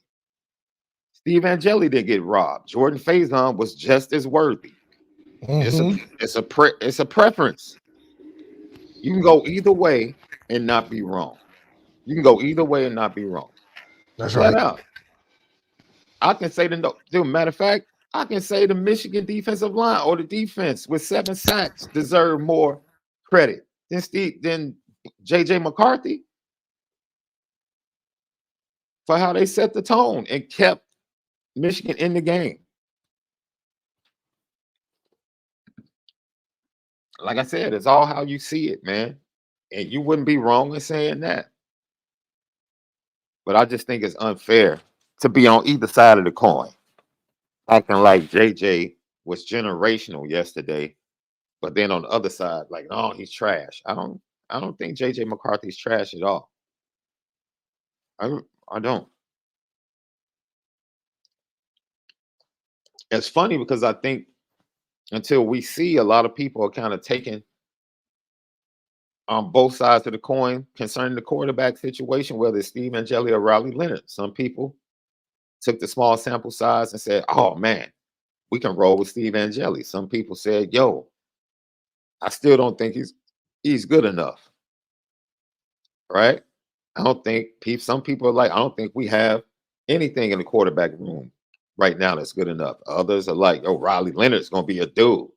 And then others are like, ah, man, I don't know. I'm not super hyped about Riley Leonard. You know, I just think, look, at the end of the day, what we learned yesterday is that Notre Dame does not necessarily have to be the best team in the nation to win a national championship. They don't. That's what I learned yesterday. And that's very encouraging for me. It is. Notre Dame does not have to be the best team in the nation to win. And Left, you said something in our pre-show conversation that we can end with. I said, what did yesterday tell you about Notre Dame in 2024? And what did you say? Oh, damn. You said it's going to be very important how Notre Dame is seeded because that will set up the run. Yes. It's like, man, in a system like this, all we looking for is a nice seeding, and then as a good team, we playing in the right way, we can make a run to win the games that we want to win. Like if you look at it from how it affects the basketball side of things, anybody can win this on a hot streak. And Left, what you're basically saying is Notre Dame needs to be that 5-6 seed. Get the first round home game, and then face the third or the fourth seed in the quarterfinals. That's where Notre Dame needs to get to. They need to be the fifth or the sixth seed, which means once they get to the quarterfinals, they're playing the fourth squad in the 4-5 matchup, or they're playing the 3 seed in a 3-6 matchup. Because as you see on yesterday, the number 1 and 2 seeds are the teams that made it to the national championship game. Doesn't always fall like that, but I think we're going into an era where Notre Dame won't feel the pressure of every game in the regular season. They may be able to build up to November a little bit more. Every team wants to be playing their best in November, though. That's no secret. In sports, college football, NBA, you want to be playing your best going into April. Yeah, and like you said, it's not. I'm glad we had a playoff system because this last playoff system this year is built off being the best. Mm-hmm. Washington had to win every single game to get to this point. Now it's not about being the best next year. What it's about next year is who can coach the best. As Mark, that's why I said we'll have a greater appreciation for Marcus Freeman as a coach on next year, because now in the playoff system, it's about who can coach the best, who can put their team in the right positions and in the right mindset, going in one play environments, one game environments. And you got to win, 4 or 5 to win it all. Mm-hmm. That's the season. I think that's the measurement stick. Everything else in the regular season, okay, you can get away. You can't get away with a lot. Because when it comes down to the playoffs, you got to be able to coach your butt off. And Caleb DeBoer is a great coach. And to be able to put wins like he had to do in the regular season, and some of the lineups, you had USC, Utah, UCLA back-to-back type of deals. You had Oregon in there. And then to get into the playoffs and take the time, and because you're not going to have that much time either. You get 1 week instead of 2. So the coaching has to be explementary if you want a chance to win the playoffs next year, which is where Marcus Freeman and that depth, that recruiting, that program building, the situational football is going to come to play. Then we'll know if we have the right coaching. We'll know if we have the right assistant coaches. We'll know if we're developed as a program, because now you're in one game environments. It's hard to judge when you got to be perfect. That's true. That's an easy measurement stick. Oh, you just got to be undefeated and you the best. Now is, an 8-5 team can mess around and beat you if you're not paying attention, right? Because if you're not coaching the right way, or you injured right now, your backup not as good, you got to coach him up. Yeah. So Yeah, coaching is going to be on display in 2024 if you want to win the playoffs. And I think he's assembled the right team, coaching staff. You get an Al Golden, you get a Mike Mickens, you get a Den Brock, get a Gino Gaduli, get a Joe Rudolph, get a Dina McCullough. You can work with that in the playoffs because you can trust those coaches are going to develop late in the season when you need it. Right. Lucky Lefty podcast. So on the way out, I'm going to explain a concept that's very simple. Because obviously somebody in the chat, people in the chat are confused. Have you ever heard of the 85 Villanova team left? Have you ever heard of Jim Valvano's North Carolina State Wolfpack? Those are teams that if they had to play Georgetown or the Houston Cougars in a series, they would get dominated. See, if the Sixers with Allen Iverson, when they played the Lakers, had to play the Lakers for a championship in one game, they win the championship because they won game one on the road at Staples Center. Did they not, Left? You remember when Allen Iverson stepped over Tyronn Lue? Did the Philadelphia 76ers win another game in that series, Left? This is a really easy concept. You can actually win a championship and not be the better team. It's a very easy concept, especially in tournament play. We see it all the time, every year in the NCAA basketball tournament. There are wild card teams that have run the table and won the Super Bowl because it only took one day and one game. That's why Kefense Henson last week, when we played his clip, was profound. He said, I don't believe in all that underdog paper stuff. The game is not played on paper. That's how you guys write stories. You have to play the game. That's football. Urban Meyer in 2015, that Ohio State team wasn't better than Alabama, but on that night in the semifinals, they made the plays to beat Alabama. The Michigan State team the following year, where the Ohio State defending champions brought back just about the entire squad, Michigan State went to Ohio Stadium and beat Ohio State. They weren't a better team than Ohio State, but on that day, they did what they had to do to beat the better team. That's sports, man. That's why sports is so great. You don't have to be the better team to win a game. One game. That's all you have to win is one game. That's why it's difficult in series to beat the better team, because over the course of the series, the better team is going to win. But in a one-game scenario, anybody can be beat. Anybody. So yes, I don't think the two teams in the national championship game are the best team in the nation. In my opinion, the best team in the nation over the course of the year has been Georgia. They have been the most impressive team. The only other team that faced stiffer competition week to week was Washington. And they played better in big games than Washington did as far as margin of victory. Washington is one of the most tough. Washington might be the toughest, mentally tough team, one of the toughest I'm doubling up. Mentally toughest teams. There you go. Thank you, Left. That I've ever seen with the run they had to go on in the Pac-12.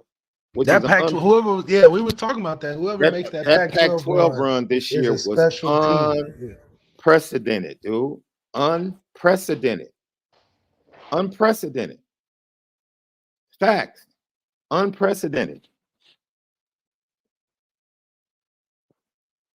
So it is absolutely incredible. It's like, dude, and you keep proving my point. The fact that you bring up a 6 seed proves my point. In sports, things still have to play out. I don't care who you played. I don't care. The best team in the NBA last year was who left? Who? Who? There are some matchups where you get, if Vegas left, this is funny. I think Michigan is a 4.5-point favorite. I think they started off at 4.5. Somebody said this on TV today. If Georgia played Michigan or Washington tomorrow, they will be installed as a favorite by Vegas. So Vegas is telling you who they think is the better team. I addressed this back. But this is my point, then you can go. But it doesn't matter because the game has to be played. That's true. That's true. And just because somebody wins a national championship does not mean they were the better team. It doesn't. You can believe that. That's not the case. Villanova in 85 wasn't the best college team in the country. North Carolina State with Jim Valvano wasn't a better college team than Houston with Clyde Drexler and Elijah Wan. If you believe that, then I got some marshland to sell you. If you believe Villanova was a better team than Georgetown that year, then you got a problem. You got a serious problem. It's a real novel concept in life, man. Real novel. That's why people say America is great, because people can come from the bottom and make a success of themselves. You don't have to be born into the best situation, wealthy parents. No, you have an opportunity to prove the naysayers wrong and build a life. That's life. That's life, period. So it wasn't the fact, if you had argued Washington and Michigan, fine. But you trying to argue the concept that the best team that wins is the best team, it's foolish. Because that's not even true in life. And it's not true in sports. Over the course of a series, I think the NBA is proof. The NBA is proof. I think something like 93% of NBA champions have been the better team in matchups. 93%. How do you argue with that? How?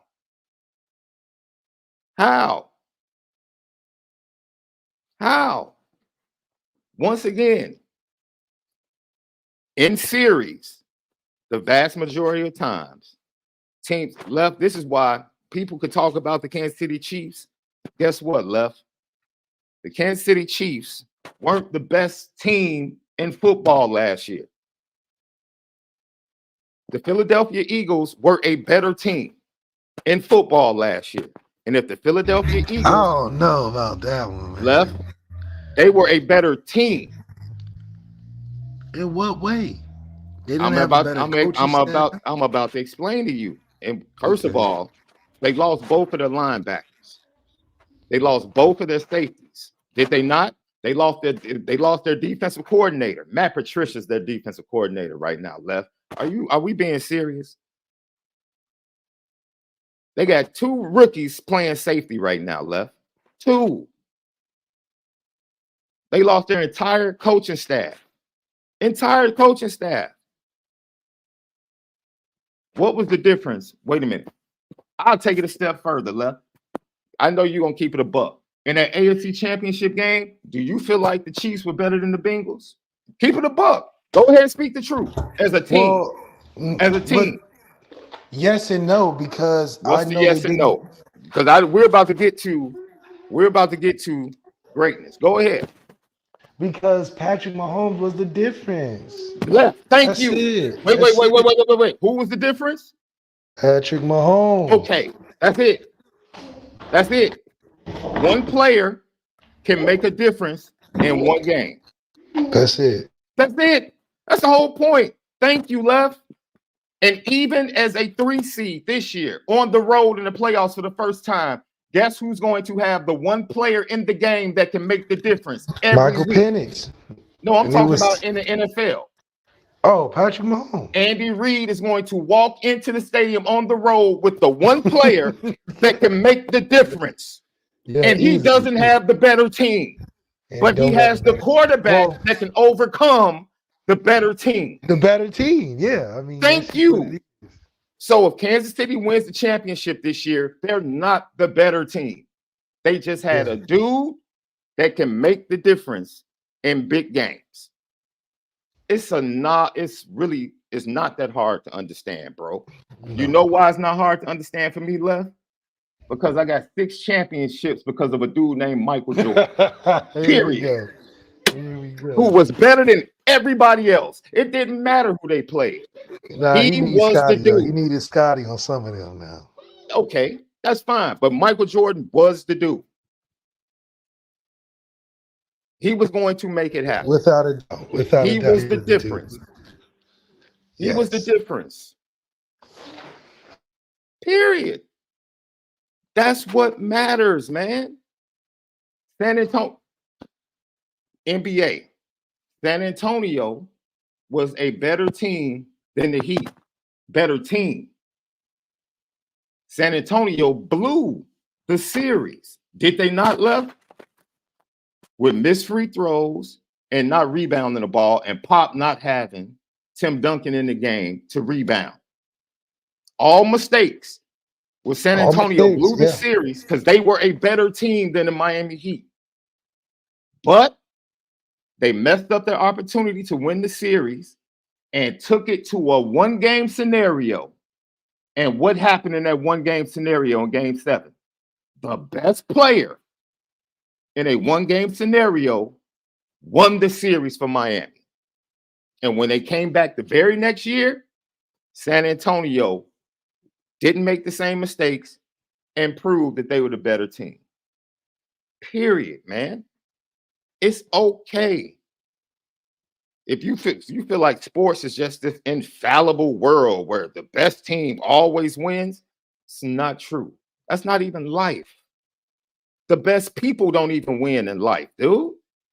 There are great people that get taken advantage of by crummy people in life, and crummy people win. That's life. So this idea that, oh, if you win, you're the best. That's not, no, it's not the case. It's not.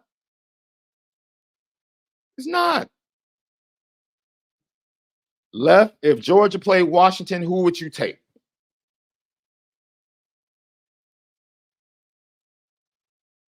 I would take Georgia.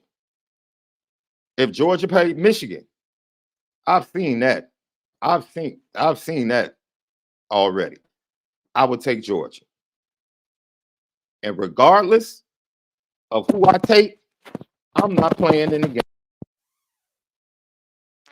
We'll decide who wins. Yeah, we don't have no stake in the game for who wins.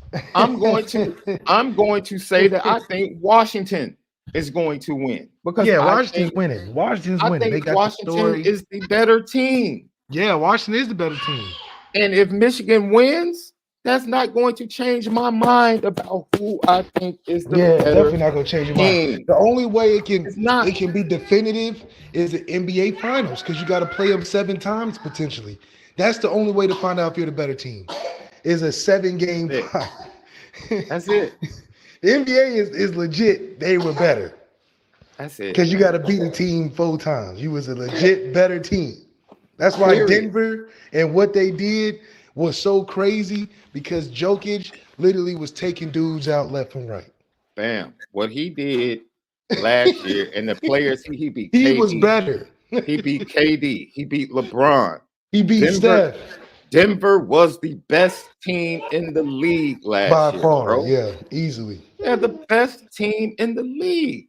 And they proved it. They proved it. 1 game playoffs, you can't prove you're the better team, even if you're the better team. You got to be good for 1 game, 1 day. Alabama was the better team on that day in the SEC championship game. right? Oh, perfect example. Wait a minute. Oh, thank you. It just happened 2 years ago. Didn't Bryce Young light Georgia up in the SEC championship game? That's right. What happened when they faced them in the national championship game? Different story. Dude, this people stop, man. Stop. This is a great conversation. Look, dude, what do you do? On one day, Alabama and Nick Saban were better, but when all the chips were down and they had to beat that Georgia team again, they couldn't do it. They couldn't do it. And I don't want to hear anything about injuries because Georgia had injuries too. Their top receiver was out. They had injuries on the defensive side of the ball in the defensive backfield from the SEC championship game. It's a part of the game, right? So who's the better team? Alabama or Georgia? If someone wanted to say, well, if we were healthy, you saw what we did and we were healthy in the SEC championship game, I think Bama's the better team. You get no debate from me. None. Even though Bama lost the championship game, if someone said, I feel like Alabama was the better team, fine. That's fine. I wish they could have played one more time, best 2 out of 3, and we would have saw. Because one day, one team was better, and the next day, another team was better. How novel. Good teams can beat one another depending upon the day. Whew. That's what happens in the NFL. We see it all the time. The Arizona Cardinals just got blasted by the Bears, embarrassed by the Bears, and walked into Philadelphia and beat the Eagles. So the Cardinals are a better team? Based upon your logic, the Arizona Cardinals are a better team than the Philadelphia Eagles. Based upon that logic, that's your logic. How can you say a team that beat somebody isn't the better team? The Arizona Cardinals just beat the Philadelphia Eagles at Link Financial. So they're the better team. Right? Right? The best team all year in the NFL last year were the Philadelphia Eagles. Statistically, the way they embarrassed the 49ers, like people were like, well, they didn't have their quarterback. Yeah, because the Eagles took him out. It wasn't like he sprained his arm on his own. He got hit by a defensive player. They took him out. The same way the 85 Bears took out Phil Simms and the Rams starting quarterback. That's what great defenses do. But guess what happened when they faced one of the greatest quarterbacks of all time in the Super Bowl? Guess what happened? The better team all year lost. Why? Because Andy Reid had a dude.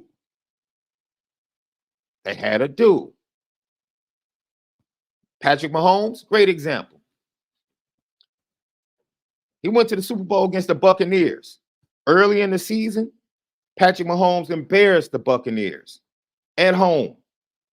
When they came back in the Super Bowl, what happened? He got his butt kicked. Because Tampa Bay on that day was the better team. They weren't the better team earlier in the season when Patrick Mahomes came down there and kicked their butt. But on that day, Tom Brady, the Patriots with Randy Moss, 2007, most prolific offense, Hall of Famers all over the place on defense, undefeated regular season. Tom Brady laughed in the Super Bowl week when Michael Strahan said they were going to hold them to 17 points. Tom Brady laughed. Ha, ha, ha, Chuckling. ha, ha, chuckling. Ha, ha, ha, ha, ha, ha, ha, ha. What happened? New York Giants beat them in the Super Bowl. New York Giants weren't the better team. They had just spanked the Giants at the end of the regular season. But on that day, none of that mattered. And the Giants won the Super Bowl despite being the lesser team. It's real simple, dude. There's too much evidence in life, sports, music, movies, whatever you want to say. There are better actors that turn down roles that lesser actors have gotten, and the lesser actor made their career on that role and became Ethan Hawke in Training Day. Thank you, Left. And that role wasn't even made for him. Several A-list actors turned it down, and Ethan Hawke became a star. Became a star off that movie. Became a star. Like, dude, what are we talking about? This is a simple life concept, man. Simple. He literally became a star off that movie, you know. But that's what goes back to moments. You got to be a person of moments. How many times have you heard, Left, whether it's hip hop, pop, rock and roll, groups, bands have turned down songs, turned down beats, and the song becomes a hit? Yeah, your favorite artist, somebody else wrote their best song 9 times out of 10. Your favorite artist's best song, somebody else probably wrote it or gave it away. You hear it all the time. Yeah, I was writing that song. I had it for years, and then Beyonce won it. I just gave it away, and next thing you know, it's her greatest hit. You know what I mean? Beyonce has turned down hits. Like Neo wrote a song for Beyonce, she turned it down, and he ended up giving it to Rihanna. It became a hit. It became a hit. And this is before Rihanna blew up. Neo turned down Doing To The Left, gave it to Beyonce, and now that's one of her biggest hits. To the left, to the left. It's like, dude, this is life, man. This is life. All it takes is one. That's all it takes in life. One movie, one song to change your life. Michigan and Washington are going to have the opportunity to change their lives and to change the program. Nobody's about to call either one of them the best programs in the nation. No one. Yeah, nobody's gonna call Washington if they win the best program. Dude. They just gonna say they had the best team this year. We're gonna pop up next year, and neither one of those teams will be ranked number one. You know who's gonna be ranked number one next year? The Georgia Bulldogs. Georgia might be AP number one team next year. Georgia Bulldogs. You know who's gonna be number two? More than likely, the Alabama Crimson Tide. It is what it is, man. It is what it is. Dude, I'm an Illinois fan, Left. You want me to share my pain? I'm an Illinois basketball fan, bro.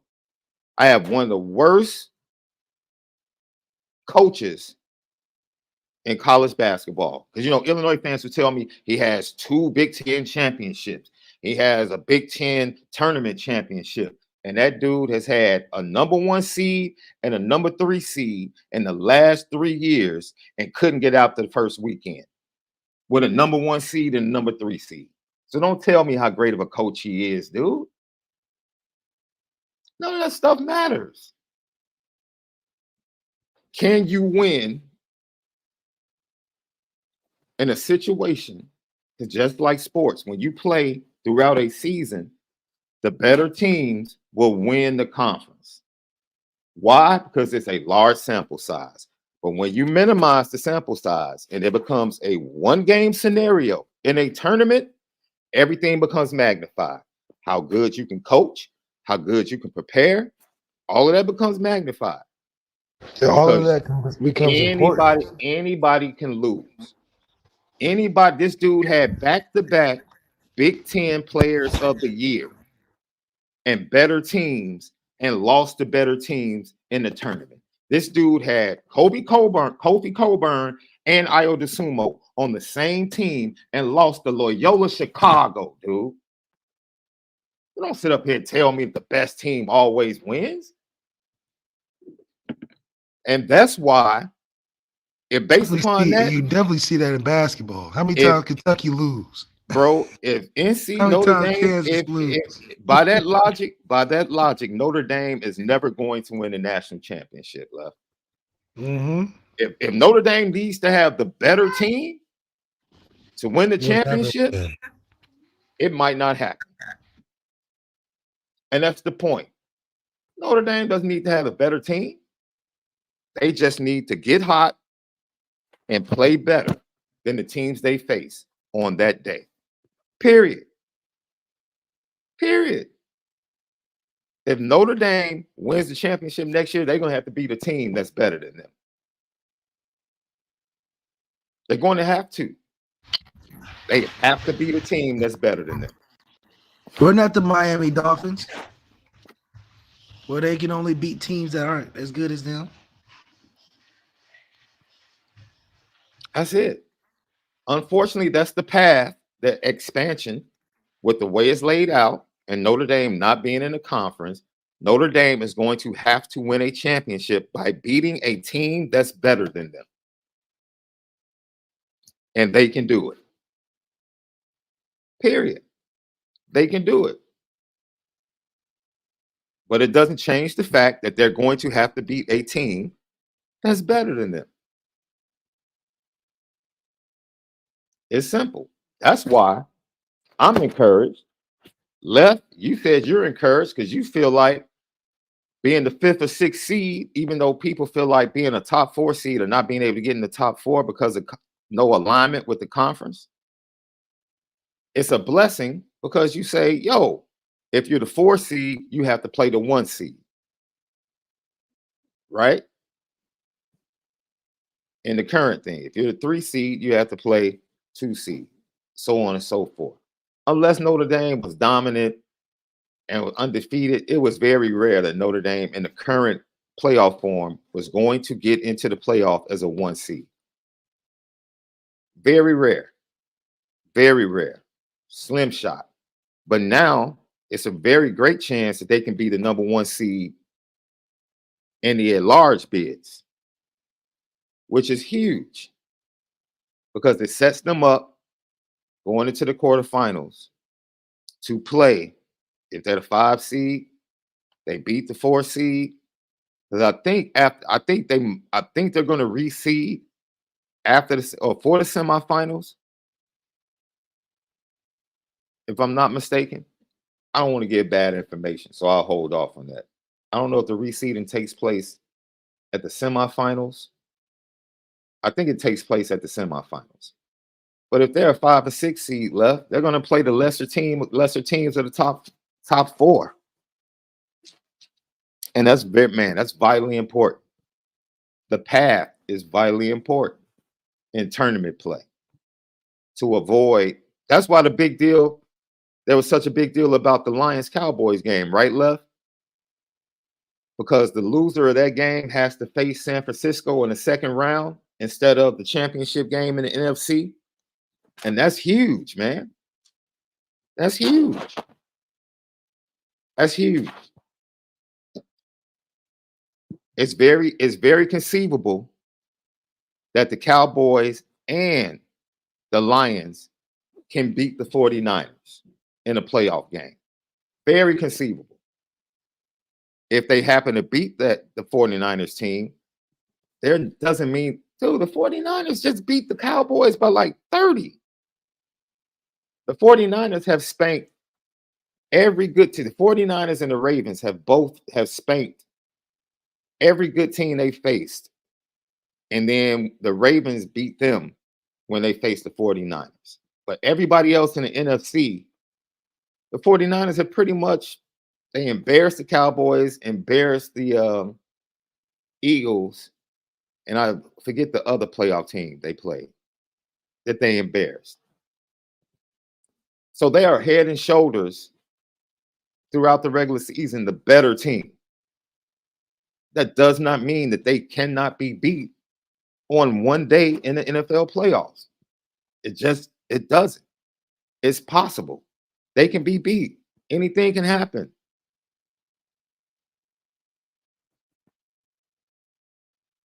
So, Cowboys have been the best. Dude, man. Sheesh. I love it, Left. I absolutely love it, man. I think Notre Dame does not have to be the best team in the country to win a national championship. That's what's been proven to me, man. That's what's been proven to me. They can get the job done. Because I don't think they're ever, from a recruiting standpoint. They just have to get to the playoffs and let that coaching take over. The That's it, coaching and left. culture. Coaching and culture take over. Because we're a good enough team now to win it. With this playoff system, I think it evens the playing field to where we don't have to be the best to get there. But we No. just got to win as we go. Because I feel better about us winning games in a stretch as compared to winning one game that determines our season. I agree. I agree. But at least in the terms of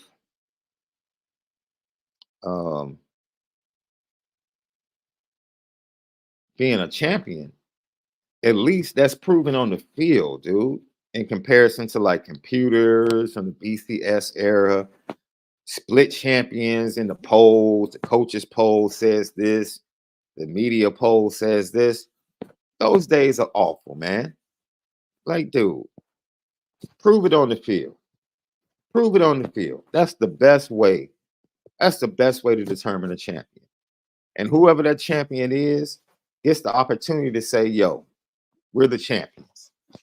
Period. That's it.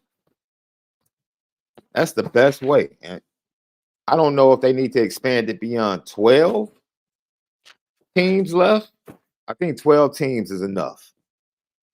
12 teams is enough because every team is now picking up an extra game or two, if I'm not mistaken. So now we have to worry about injuries, things of that nature, because there is no huge preparation window for these teams. Which brings this up, Left. How do you feel about what's the impact now of this expansion when it comes to being able to get practice time for players, getting those 15? That shortens now for teams. Like, you're not getting the 15 practices, to prepare for this bowl game. Now you're shortening that to maybe 5, because you're preparing for the playoff game. Season ends, and now you're preparing for that playoff game in a much shorter window.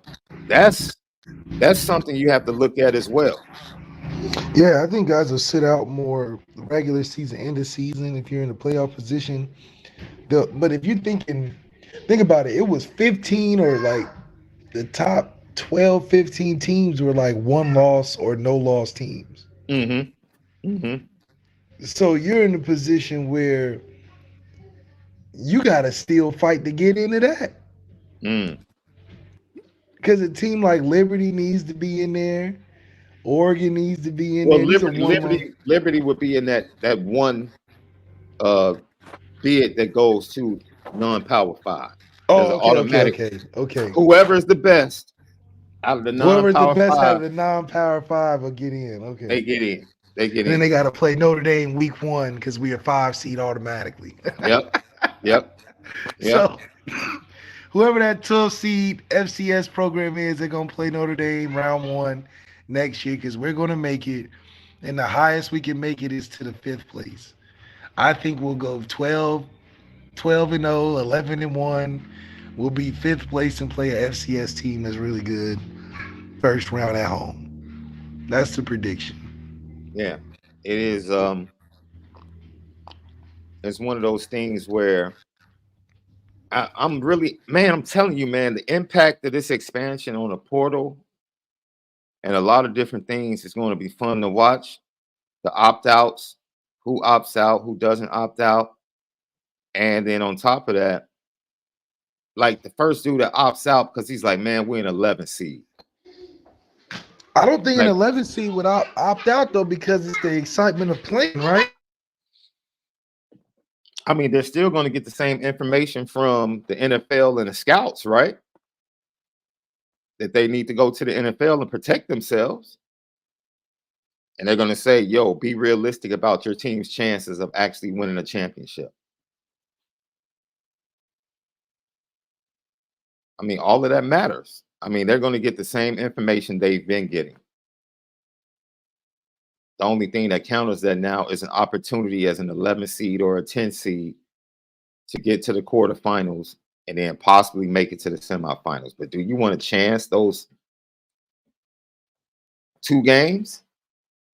Or do you realistically, which could be seen as very disrespectful, right? Because if you actually opt out of a playoff game, you're basically saying to your team, like, I don't think we have a shot. Or let's say a player from Liberty, their top receiver, hops in the transfer portal because of NIL money. Oh, that CJ McDaniels. Right. Character.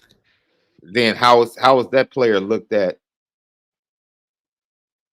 I mean, we got a chance as a 12 seed to play in the playoffs against the 5 seed.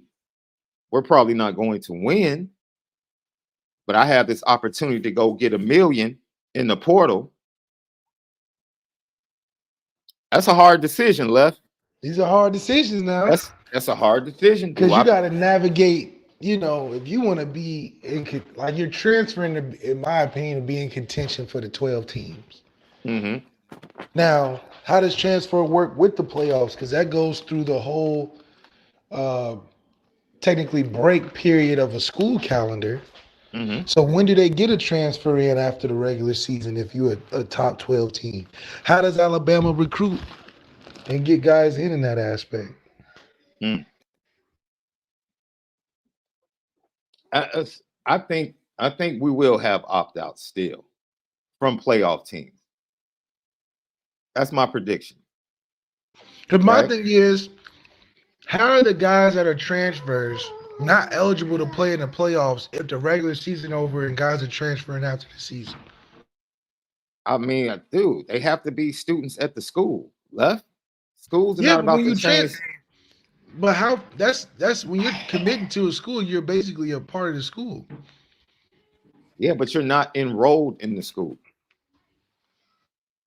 Like, if I'm a student, I can have intentions of going to Notre Dame starting in January, but I have until the day I actually start school to call the school and say I changed my mind. So I'm really not official until I'm official. I was talking to somebody else about this. They were like, they should open the portal after the games. I said, you can't.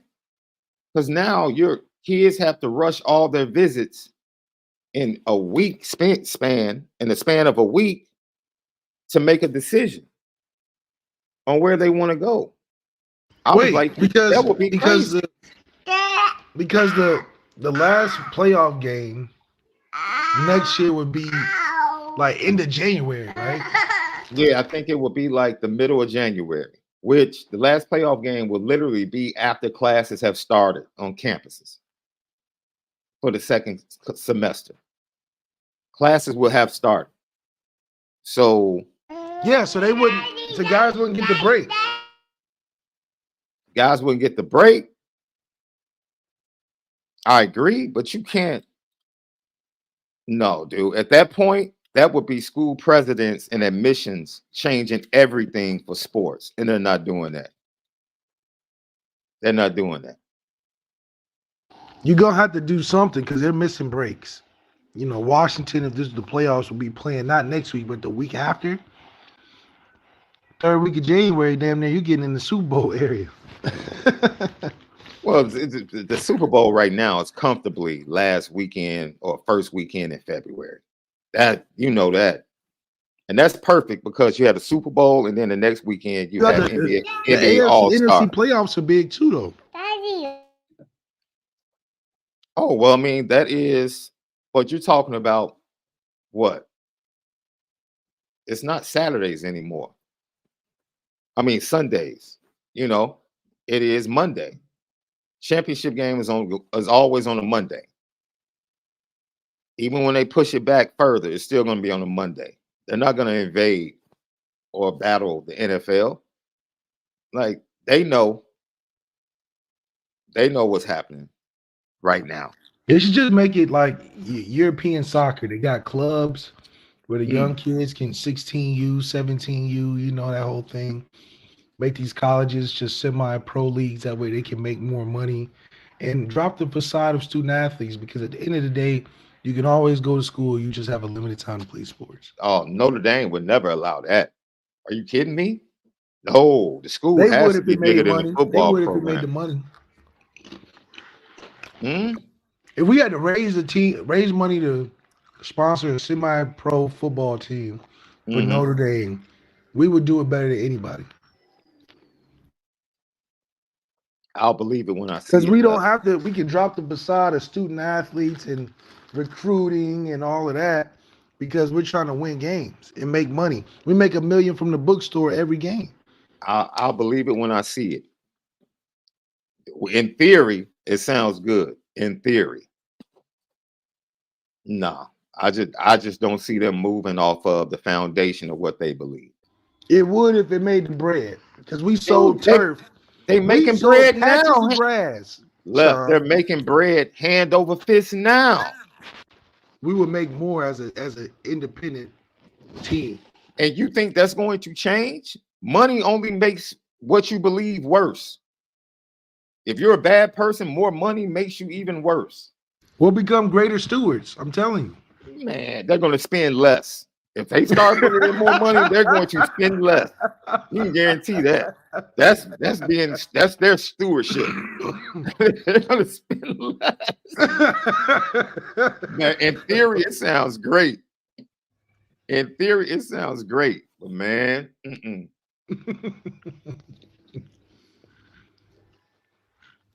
no. Like Notre Dame was what? At the end, Notre Dame ended up being at the end of the regular season where they ranked 20th, 19th. It don't matter. We lost to Louisville. We lost to some terrible Clemson. Sorry, Tails. What I'm saying, if Notre Dame knew that they had a chance to sneak in the back end, man, do they go into that Clemson game differently? We didn't have the talent at quarterback to beat Clemson. Okay. Yes. But then they went to that Clemson game without Mitchell Evans as well. Why was Mitchell Evans not in that game? Because he shouldn't have been in the fourth quarter of a blowout the week before. Oh, at Pitt or where we played. That's that type of stuff. Like, yo, I mean, everything matters, man. So if Joe Alt, let's say Notre Dame ended up being a 10th seed, right? And Joe Alt knew he was Joe Alt might be a really bad example, because I think Joe Alt is such a good dude. If he had a chance to be in the playoffs, he would play. Just from what I think I know about Joe Alt. We could take Blake Fisher, though.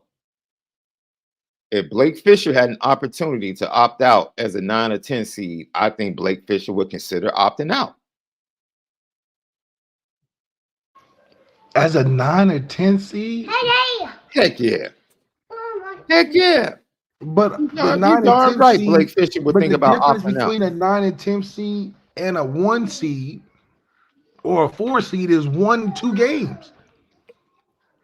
So you really no different than the 4 seed.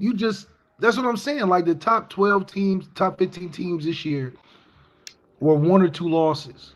Difference. So now you have a 12-team playoff where the 12th team only lost 2 or 3 games. How far are you really from a 1-2 seed? You see what I'm saying? How far would you really be? So it'd be hard for me to think that guys will sit out unless they just are the number 1 pick of the draft. But I just think it would reflect so bad on you as an individual. You damn near can't sit out. If you Caleb Williams and you a 10th seed and you automatically the number 1 or 2 quarterback on the draft board, you're going to play in the playoffs. But you do understand the Malik Murphys of the world that are still going to transfer out on playoff teams, because that's still going to exist. Dudes looking for an opportunity to be a dude that don't want to wait behind the starting quarterback another year.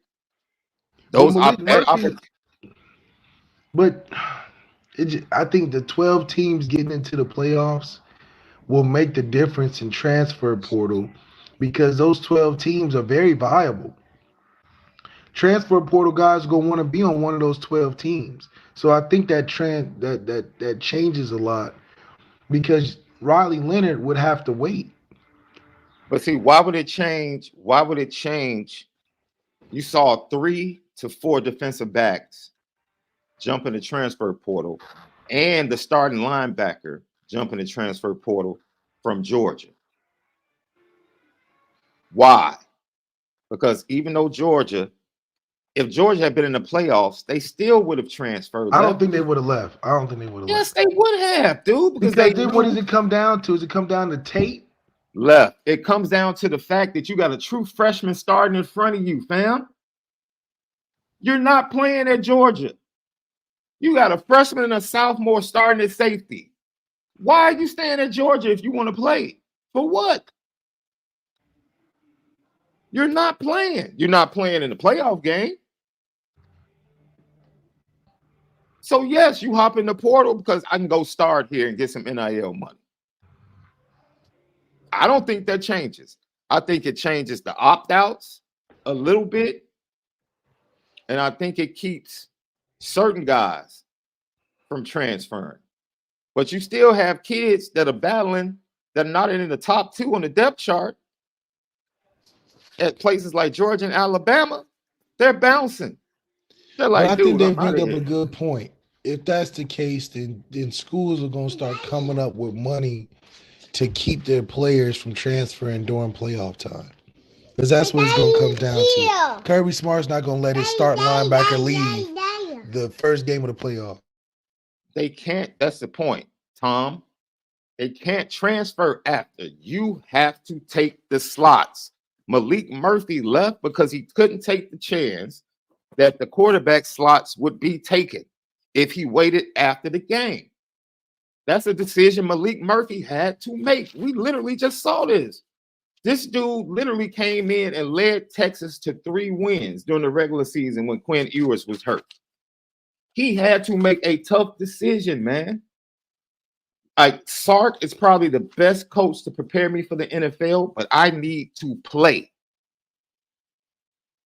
And in order for me to grab that spot that Riley Leonard left at Duke, I have to go now. I can't wait until after the game. Because then I will be asking Manny Diaz to go until after the playoffs without knowing who's his starting quarterback going into offseason workouts. And coaches are not going to make that decision. They're not about to wait on you. Now, you might get a coach that says, I'll wait on you. But you're basically like asking the coach to wait without fully knowing that you're going to choose his program. That's difficult, man. And then you're asking that kid, once again, the season ends January 8th. January 9th to January the 14th. Now he has to go to 4 different schools on 4 different visits to decide where he wants to go to school. That's a rush decision. If I'm Malik Murphy, I'm not doing that. I'm leaving early. I'm leaving now. Quinn Ewers is coming back. That's been established. It was an easy decision.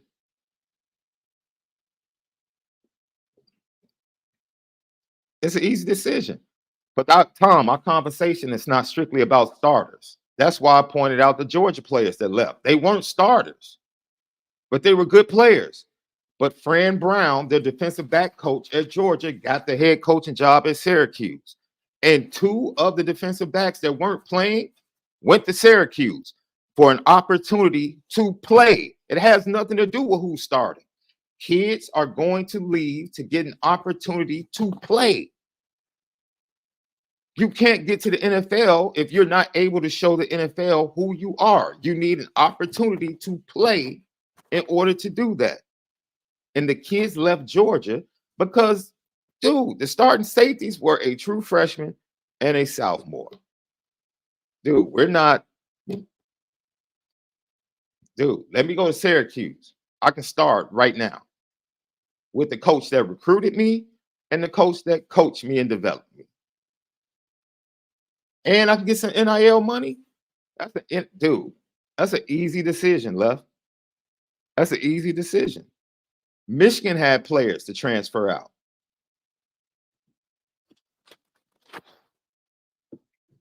Alabama had players transfer out.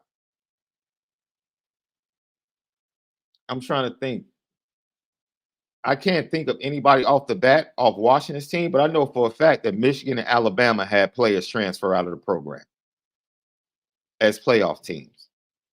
And Texas had one, and Malik Murphy. And Malik Murphy wasn't the only one. I know they had a couple of defensive backs as well. So, I mean, with transfers and opt-outs, I think it's going to make a dent. I don't think we'll see as many people in the portal. But like I said, it's going to be interesting to see how it plays out, because that first year is definitely going to dictate the dominoes falling for the years after that. But once again, you know, now that these kids have, and this has changed the game as well, right? NIL now, these kids have scouts as soon as they get on the college. I mean, not scouts, they have agents as soon as they get on the college campus, right? So the conversation is taking place even before they become, you know, draft eligible. So the conversation about whether or not this is the place for you, or are you getting enough playing time? You know, freshmen are getting these conversations now from their representatives from the time they set foot on campus, man. And that is an entirely different that's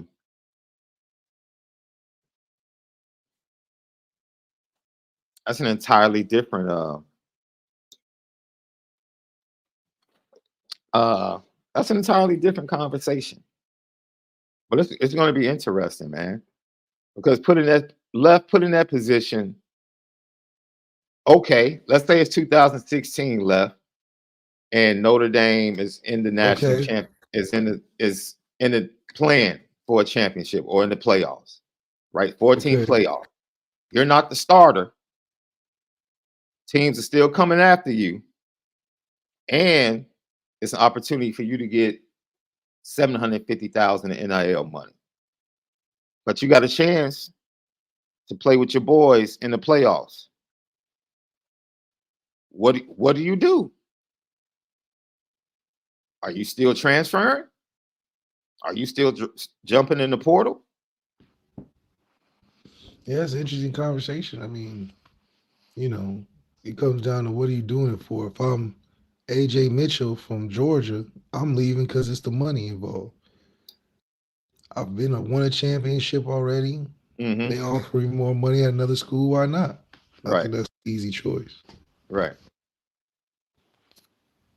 I think AD Mitchell is definitely, and Burton are both great examples of, knowing, man. Yeah, I don't think Burton would have transferred in the playoff system, because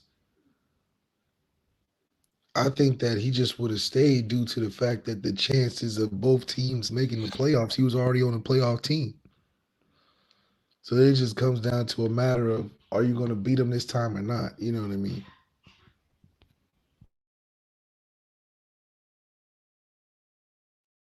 Now you're talking about, now the transfer is different than the opt-out, right? Because I brought up Joe Alt, and Joe Alt I was discussing not transferring, but the opt-out. I don't think he was the type to opt out. I think Blake Fisher was the type that he still would have considered opting out of a playoff game, especially if Notre Dame wasn't a high seed. So this might come down to the individual person rather than something that we believe is concrete because of the system. Right? That's individual. Like two guys that both declared for the NFL out of Notre Dame, left tackle, right tackle. One is a higher grade from the NFL, or has a higher grade from the NFL, but he probably more than likely would not opt out. The other kid has a lower grade. He probably would consider opting out regardless, either way. So I think individual situations, like you said, the transfer, I don't think Burton or AD Mitchell, who both participated and waited until after winning the championship to then transfer to the school of their choice. But they're really good hustlers then, Left. That's how you hustle the game, right? Go to a Georgia, win a championship, then put yourself on the market for the highest bidder to another good program, and still get exposure for the NFL. Go to a better system that fits you other than a run first system at Georgia. And now you've worked both systems. You've worked the system to get you to the NFL, and you've worked the college system to get paid. So I respect the hustle of guys like AD Mitchell and Burton. I respect that greatly. But I think guys like Jared Verse and Braden Fisk, who are big-time players on the defensive line for Florida State, who both came from non-Power 5 situations and jumped into the portal to do so. I think we're still going to see those type of moves in droves, where players from lesser schools that are outside the top 12, outside of FBS, outside of Power 5, their top players will still jump into the portal for the opportunity. But if I'm understanding you correctly, Left, you want those players to have an opportunity once they transfer to actually participate and play in the playoffs? Is that what you're saying?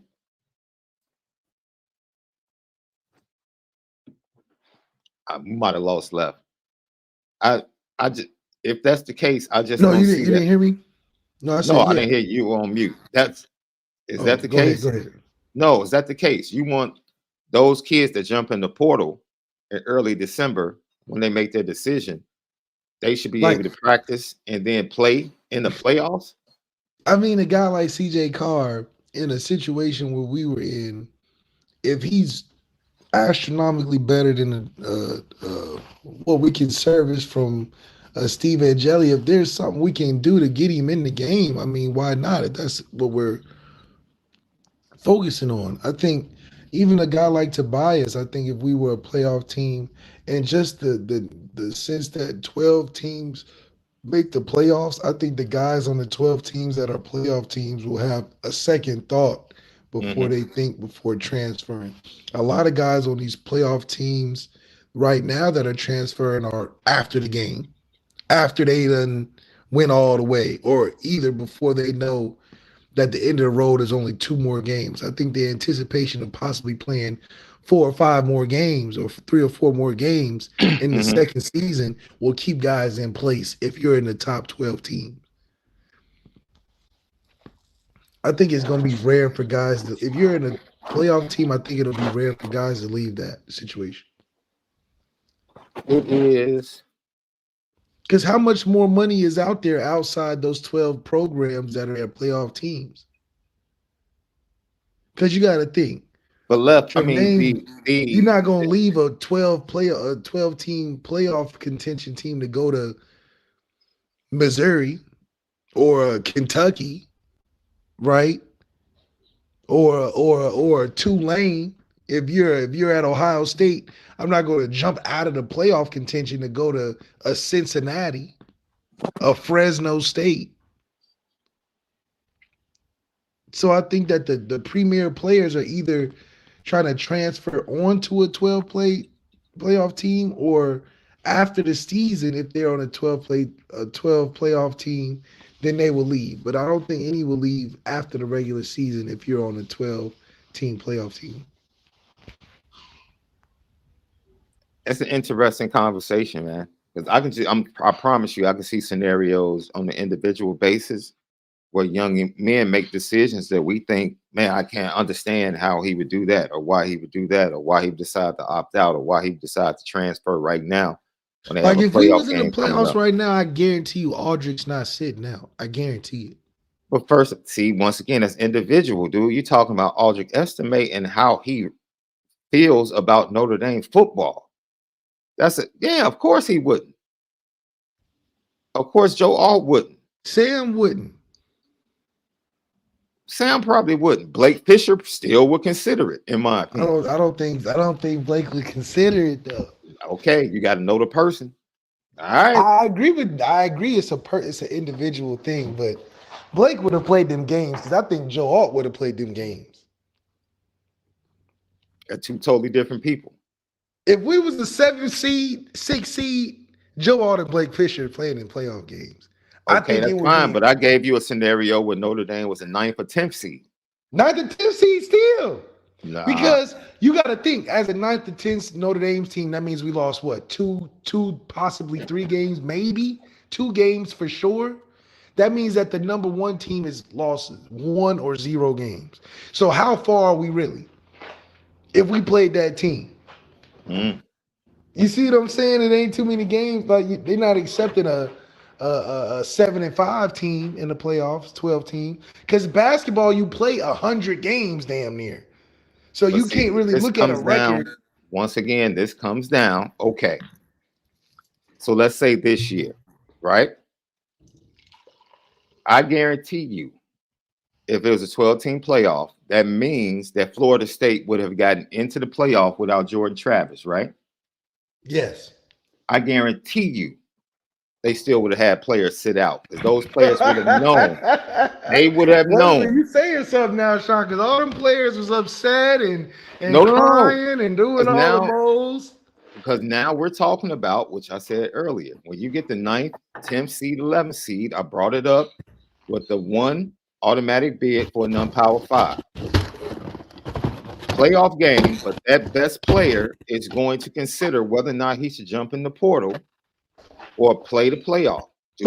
Sean, that means you making it seem like if you outside of the 8, you might as well not even play that game. What I'm trying to explain to you, Left, is that there are going to be real life decisions to be made by kids, and they're all not always going to choose to play. You have a kid who knows if Liberty was the 12th seed and their best receiver had a chance to go get NIL money at a Power 5 school, he knows that they're not winning the national championship. He knows that, Left. He knows that. Okay, that's fair. He's not putting down the NIL money. Being a human, he's not gonna say, I'm gonna leave this team before we play Oregon. He's not doing it. I don't think he's doing it. Absolutely. Because that means he would have sat out now. No, that means nobody on Liberty's team sat out. And they got some draftable guys. What are you talking about? Liberty had players transfer. I'm saying nobody that was receiver transferred. Nobody that was a starter. You talking about guys that are impact their best wide receiver transferred before the bowl game. Who? CJ McDaniels? Hold on. If CJ McDaniels transferred for the bowl game, okay.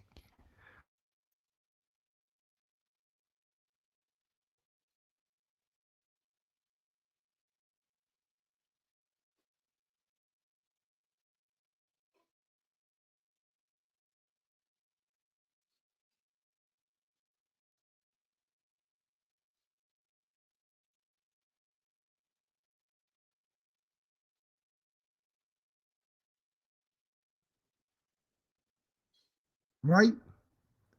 I forgot the kid's name. Ryan Roberts and I had a full conversation about this on the recruiting show. If CJ McDaniels knows that there's a potential game if they can win against Oregon, he's not sitting out before that game. Left? He's not. Left. His teammates wouldn't let him. I'm telling you, his teammates would not let him. I just flat out asked you, if Notre Dame was in the 14 playoff in 2016, would you have played or would you have taken the NIL money and transferred before the game? Me? And you said you don't know. Who, me? Yes. Me as a player specifically? Yes. I just asked you that 10 minutes ago and you said you don't know. It would have been a conversation with Kelly because it's about direction. It's about direction. Now it's okay. So now it's a conversation. As I said, these young men are going to have real life decisions to make. That's unfair, though. With the realistic, what do you mean? It's unfair because we talking quarterbacks. The Now, if I kid was a has to receiver, be realistic. The kid okay, has if to be I'm Jaden realistic. Thomas, let's be more realistic because Okay. we're speaking of a guy I that can don't get like in. using Notre Dame players, but okay. Jaden Thomas, man. Go ahead. Jaden Thomas, fans. If I'm Jaden Go ahead. Thomas Mm-hmm. and we're a playoff team, let's say this is 2022. Mm-hmm. Last year. I like how you don't want to put yourself on the hot seat, but go ahead. That's like different. We talk quarterback's different though. Quarterback is different. I like how you did that. You Quarterback did that is different because it's different. Because like for Aldrich, for instance, we're a playoff team. We're like 11 or 12 right now, or 10 or something. Mm-hmm. If I'm Aldrich, I'm playing in the game because these games I can use to improve on my stats. Improve on my status, and because I feel like the NFL is going to look harder at the playoffs than they do the regular season, wouldn't they? They didn't. They gypped me out of the Doak Walker Award. What do you mean?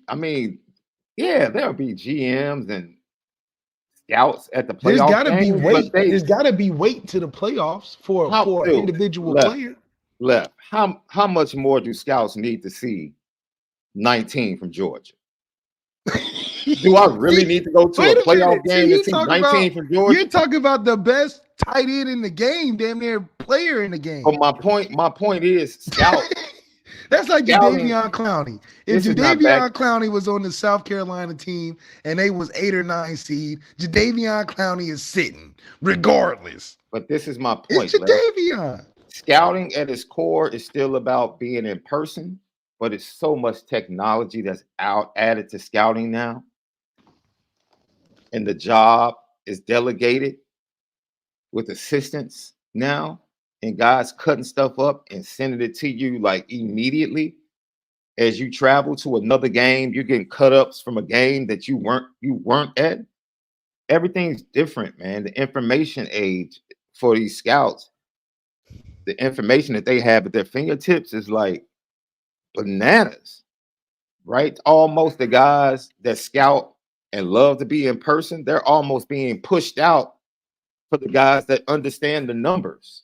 But if that's the case, then these schools are going to start having these trust funds to combat kids from leaving right before playoff time. That's just what it's come down to. Because if that's the case, then there's no loyalty, and there's no point in the playoff system if guys are judging their whole season on the regular season and they're just gonna quit because they don't want to quote unquote get hurt. So these schools are gonna have to start saying, "Hey, I got $3 million for you to play in this game." So now, basically, you just opened up a new hustle for the players. Now it's playoff hustle. I mean, it would have to be if you saying, because I don't believe guys are just gonna sit out. And I mean, then you digging into agents. Now all these players that want to transfer got to get agents because they got to negotiate money to sit out or to leave or to come back or whatever the case is, right? I mean, it just muddies the waters when you start saying guys are going to when you start talking about the top 12 teams. Teams outside the playoffs, yeah, it's going to be standard business, routine, whatever. But teams in those 12-team playoffs are going to have guys mixing and matching, moving or shaking or whatever the case, but there's going to have to be a backbone to that. Schools are going to have to fight and combat kids just leaving because of the fact that it's the end of the year. You see what I'm saying? Because how do you not? Agree. How do you not? I agree wholeheartedly. Because right now, if we were going into the playoffs, yeah, we're not undefeated, but damn, Sam Hartman would be pretty good in the playoffs. I will bank on that. So, Sam, what do we have to do to keep him? He'd be pretty good in the playoffs in what way? The playoffs is about one game, one day. Left. We have seen enough compared of Sam to the Hartman quarterbacks we have in the room right now. Do you think you would feel better going into the playoffs with Steve Angeli or Sam Hartman right now? I wouldn't feel good with either one in this. Okay, but if Sam was saying, "Hey, I might sit on this," you would try to keep him, wouldn't you? If you Marcus Freeman, you would try to keep Sam if he was considering sitting out for the playoffs. Sam is definitely about the money. So Sam is going wherever the money is. So that's not even a consideration. That's not even a consideration. I'm saying though, Marcus Freeman going to cough up some chicken if he don't want Sam to go to the league and play in these playoff games. He don't want to go in there with Steve right now.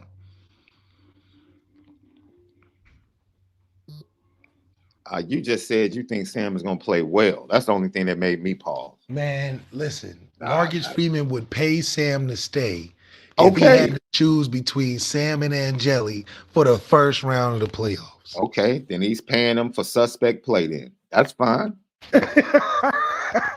Okay, then what would you do? Would you let Sam walk going into the first round? Would you let him walk? He's the starting quarterback. You play with who you have. Would you let him walk, Sean?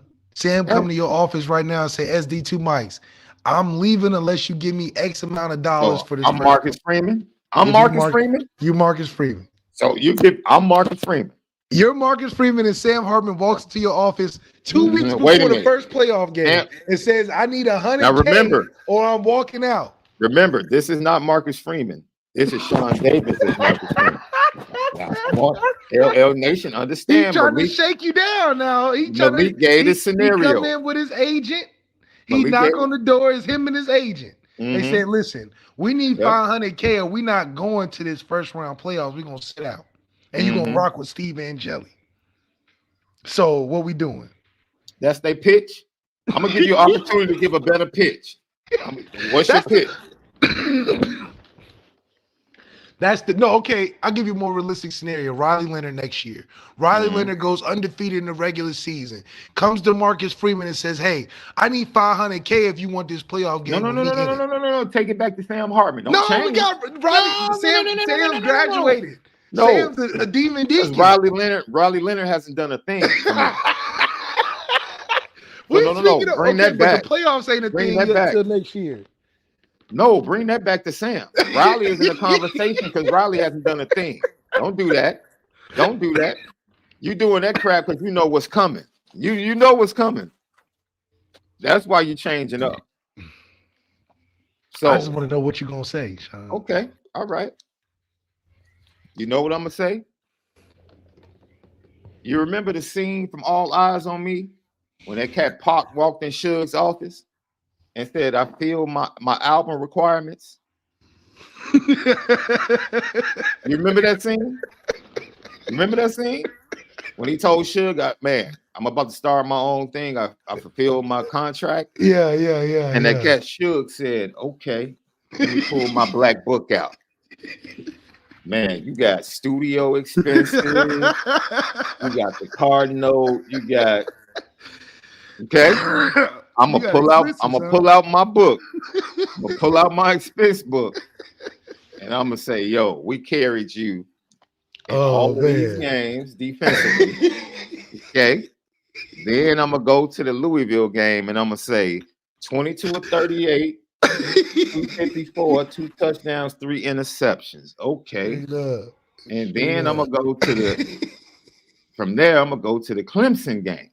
Yeah. Oh, you're going to jump to Clemson? I'm going to go to the Clemson game, and I'm going to say 13 of 30, 146, 2 interceptions, no touchdowns.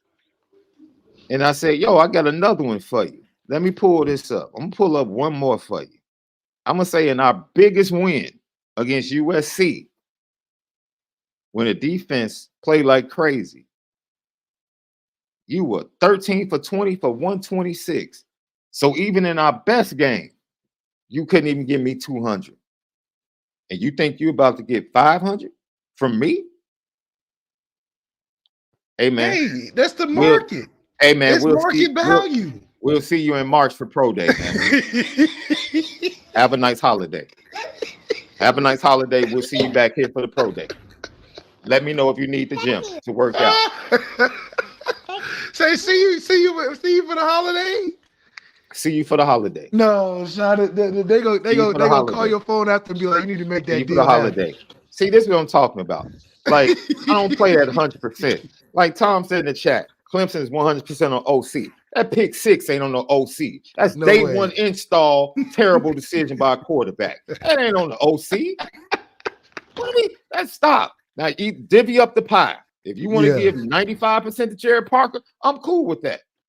But that 5%, that pick six, Jared Parker had nothing to do with that. Nothing. Absolutely nothing. So, no, he can kick rocks. You darn right I'm going into this playoff game with Steve Angeli. Oh, with me, it probably would be Kenny Minchey. With me. But you darn right.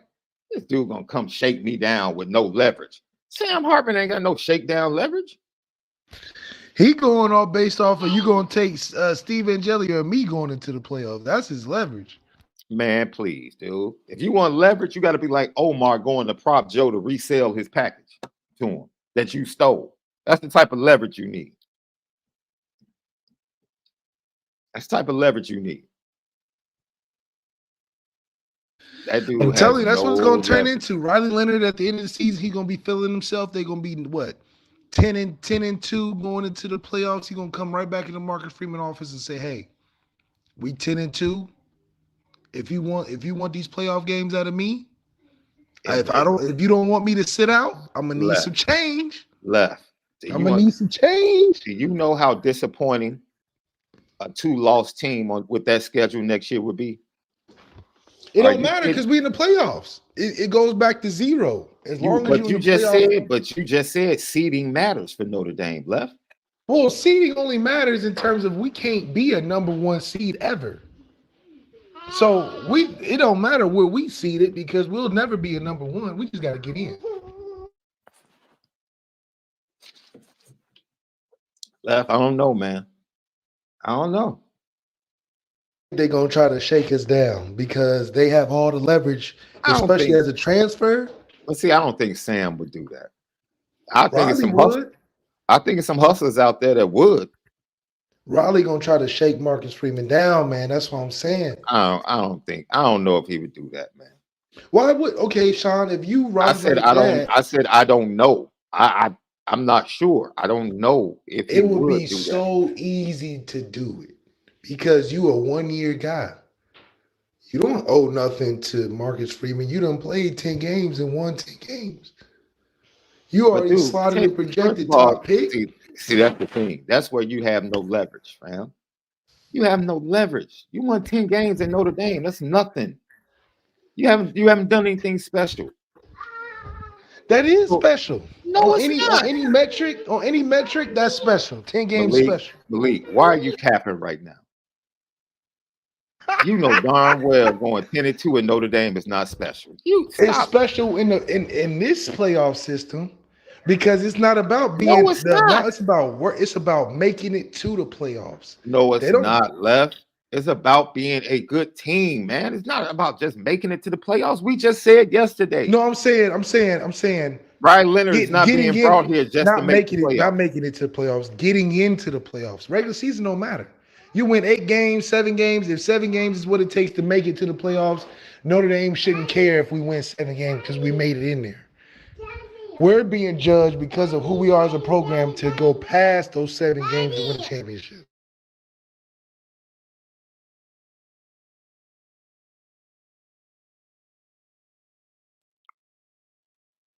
Irish AJ, I'm gonna say this for get to the bag. I don't think Malik is gonna answer the question though. He ran from it earlier. But go ahead. Would I use leverage to say, do you want me or? You already said it would be a conversation between you and Kelly. That's what you said. Wait, in what position am I in though? Am I winning 10 games? I don't won Notre Dame 11 games and got us into the 5th seed playoffs position. Left 10 games as a quarterback at Notre Dame is not special, dog. No, 10, 11 games. Okay, but the 11 games, 11 games, okay. 12 games, all right. But 12 games isn't even special because now it's about making it to the playoffs. You can win 12 games and be a 5th seed. Left going undefeated is special. Now, how special was it in 2018? Wasn't very special. Dude? That cat Ian Book is beloved. What are we talking about? Wait a minute. What was more beloved? Notre Dame making it to the championship in 2012 or Notre Dame making it in 2018? 2012 by far. 2012 was a movie. 2012 was a movie. Everybody knew in 2018 it didn't give the same effect. You talk to anybody on campus and say, when we went undefeated in 2018, was it the same effect as it was in 2012? Everybody would tell you, no, it wasn't. No, it wasn't. Is Ian Book beloved as a quarterback? Ian Book is the winningest quarterback of Notre Dame history. If that wasn't the case, it'd be different. Ian Book. Ian is the winningest quarterback in Notre Dame history. Of course, he's beloved. For a large segment of the Notre Dame fan base, Ian Book is beloved. There's nothing you can say to them about Ian Book. Being beloved does not have anything to do with the fact that the team and people's belief in the team at the time. 2012 was a better year than 2018. Why can't they both? Why can't that be the truth? And yet both seasons were special. 2018 wasn't special. The 2018 team had a better showing against Clemson than the 2012 team had against Alabama. Okay, because wait a minute.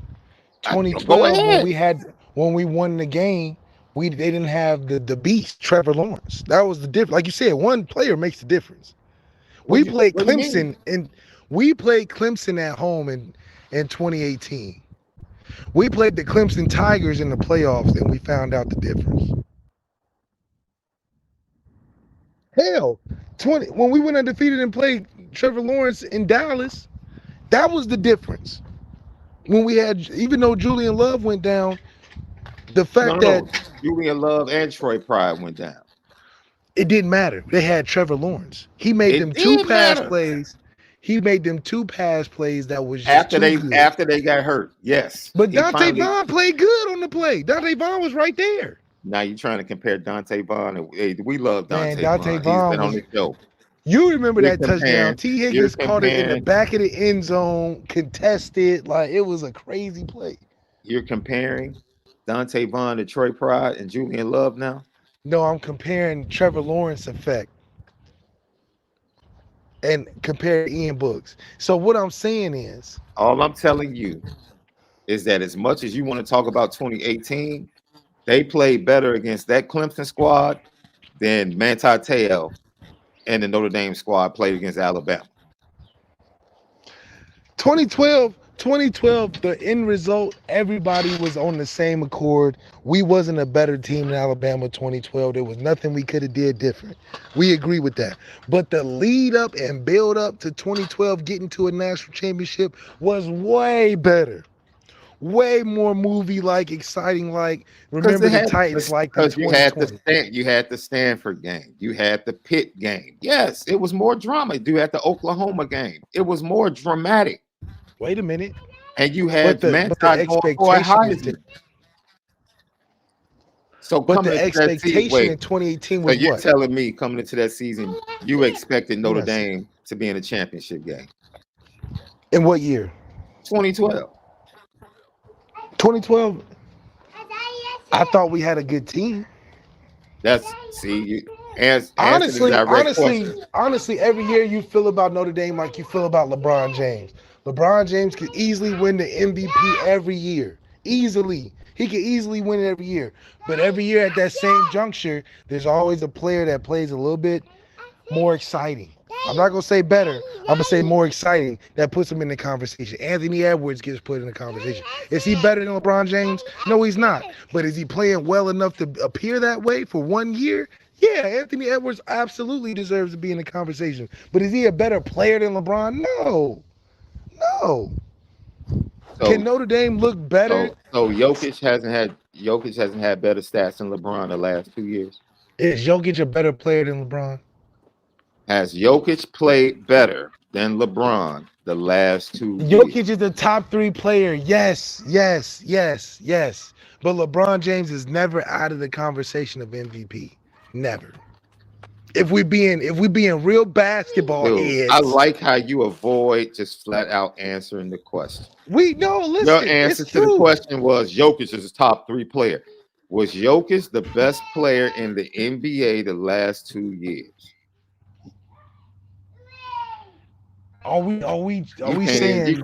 Lucky I'm Lucky asking. I got to podcast. get specific though. You can't even fix yourself to say anything other than LeBron is the best. It's impossible for you to say anything other than that. Come on, be for real. It's Caleb Williams is the best quarterback in the class in college football this year. Did he have the best season? No, but I would still take Caleb over JJ McCarthy.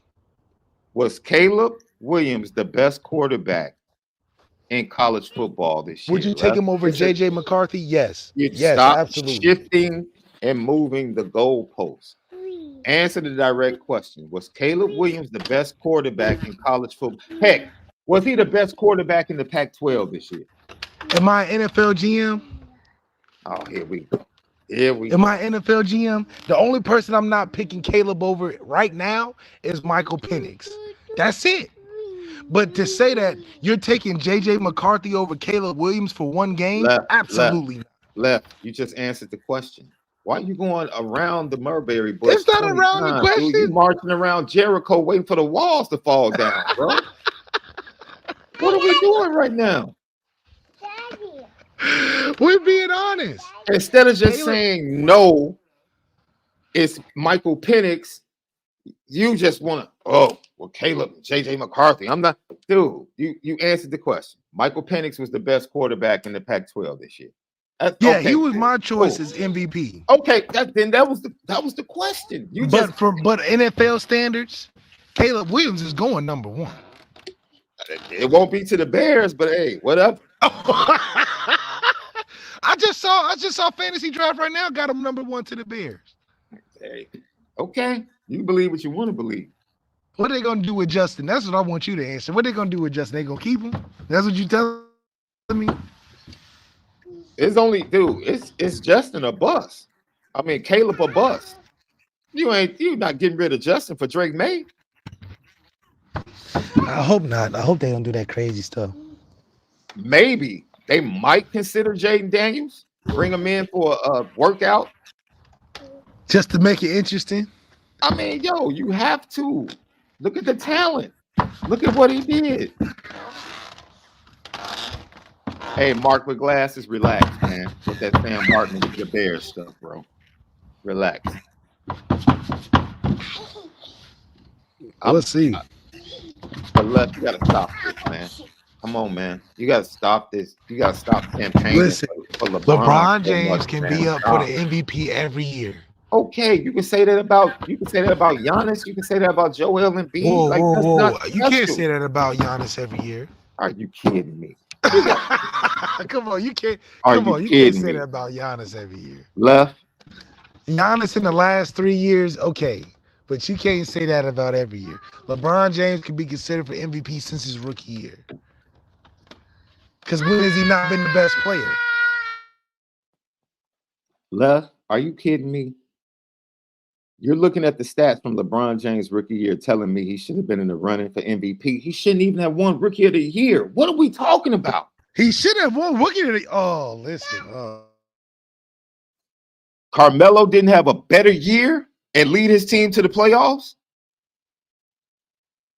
No, he didn't have a better year. Okay, he didn't have a better year. Lucky Lefty podcast. What are we counting a better year on? What are we counting a better year on? Now you're being ridiculous, man. Oh my God. Now you're being ridiculous, man. Now you're just being ridiculous now, man. I can't have a real, honest conversation, objective conversation with you surrounding LeBron James. How is that not objective?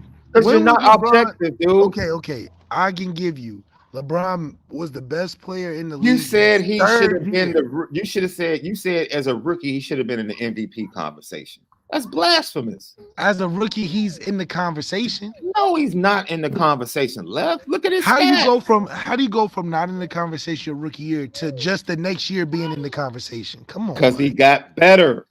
He was the best player on his team his rookie year. So what are we talking about? Trash. What are you talking about? Yes. So if you're the best player as a rookie on your team, how are you not in the consideration when he's Carmelo taking his team all the way? Carmelo was the best player on his team, and it was a playoff team. The Nuggets had a better team than the Cleveland. And he was the best player on the team. But the team was better than LeBron's team. He had better players than LeBron, and he was still the best player on the team as a rookie. You just defeated your whole argument. Yeah. I'm saying Carmelo's team was better than LeBron's team. Carmelo was the best. But if LeBron was on Carmelo's team, he would be the best player on that team. Facts. If Carmelo was on LeBron, if LeBron was on Carmelo's team, LeBron would be the best player on the Nuggets. Facts. Carmelo put up better stats with better players. Period. Yeah, with better players. Because he had less opportunity to shoot the ball with J.R. Smith, with Kenyon Martin, with Chauncey Billups, and all the veterans he had. Carmelo was always the main factor of that team. Don't act like Thank you for proving my point. Thank you for proving my point. He came in with all of those champions and great players, and he still was the dude. Thank you. But LeBron was the dude on Denver if he was on the team. Like, come on, don't act like he wouldn't be. With Chauncey, with all those guys. Dude, look, it's okay to be objective. I said LeBron James to this day is still in the MVP conversation. It is impossible. It is impossible for you to just admit you can't say Jokic is the best player in the NBA. You just can't say it. Being in the conversation for MVP is different than winning. Oh my, dude, can you just say who's the best player in the NBA right now? Because it's not LeBron. Just say who it is. It's not LeBron at this current second. Who is it, Left? But LeBron is. But the comparison is LeBron. Oh my God. That's what I'm saying. It's who's the best player that's better than LeBron right now, and that's Jokic. But you can't have the conversation without having LeBron in the conversation. Because how do you mark the best player? Who the best player is considered who's better than LeBron right now. The better player than LeBron right at this very second is Giannis. Is Jokic. But you can't say. Thank you. That's all I've been waiting for. But you can't say MVP is without LeBron. You can't have the discussion without LeBron in it. But that was, dude, I gave you that minutes ago. Why did you have to march around Jericho 7 times to just say Jokic is the best player in the league? Jokic is the better player right now. Oh, dude, listen, we're talking about MVP discussion. That's a year. That's based off of a whole year. And you can't keep LeBron out of that discussion. If you had to win one game, who are you going to take? You're going to take LeBron. Yeah. No, I'm not. Not right now. No, I'm not. That is not fact. You're taking Jokic over LeBron. I am taking Jokic over LeBron for one game right now. Oh, man. Well, okay. Well, you might lose that one. No, I doubt it. How are you not going to choose LeBron? What do you mean? How am I not going to choose LeBron? He's the all-time scoring leader of the NBA. What does that mean? For one game, means a lot. Okay.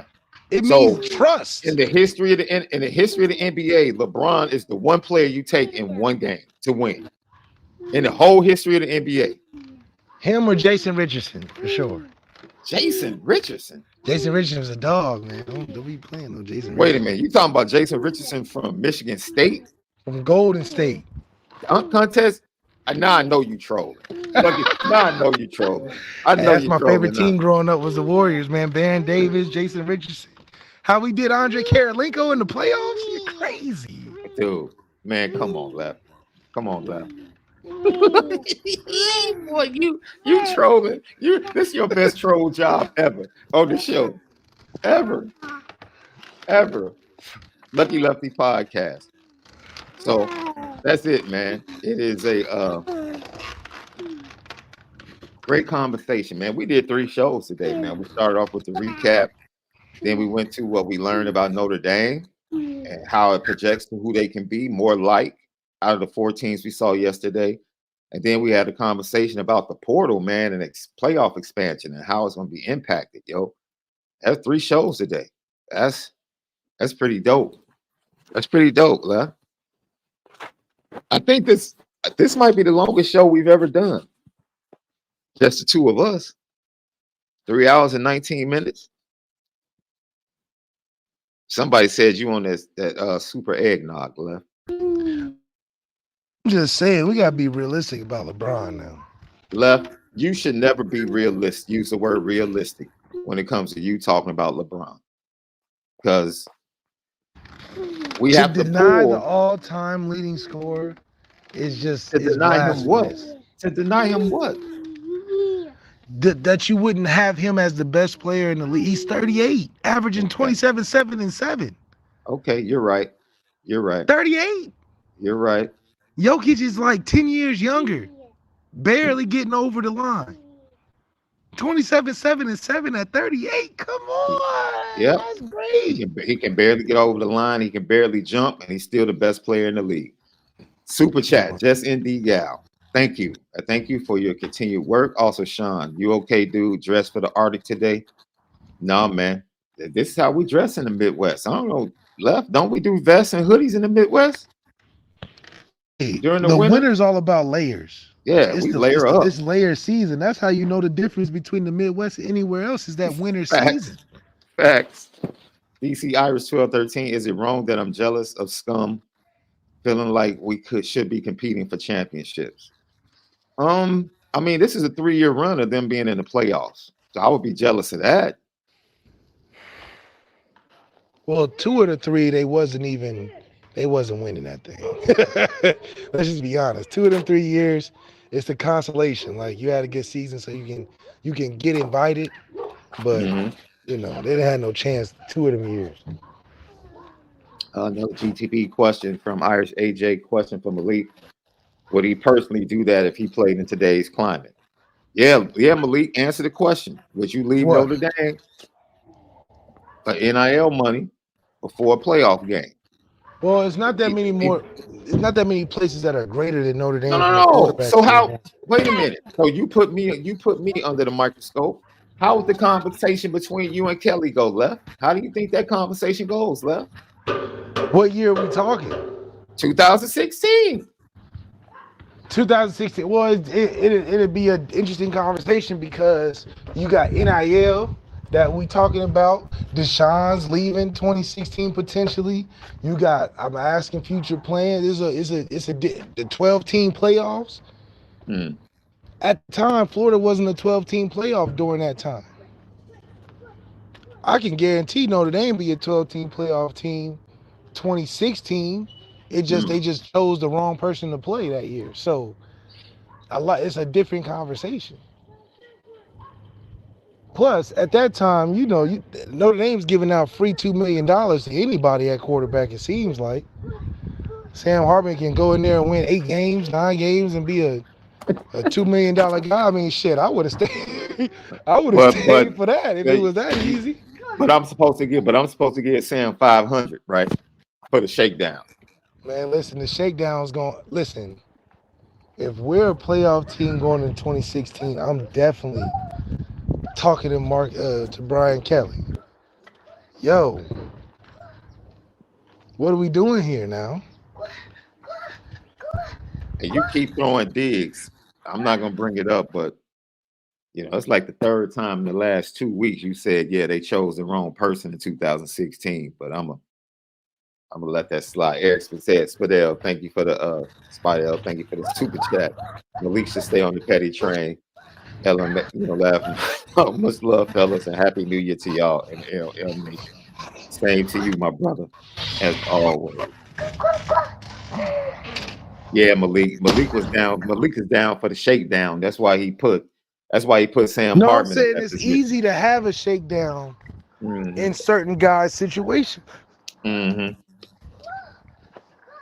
Michael Penix can give a shakedown out.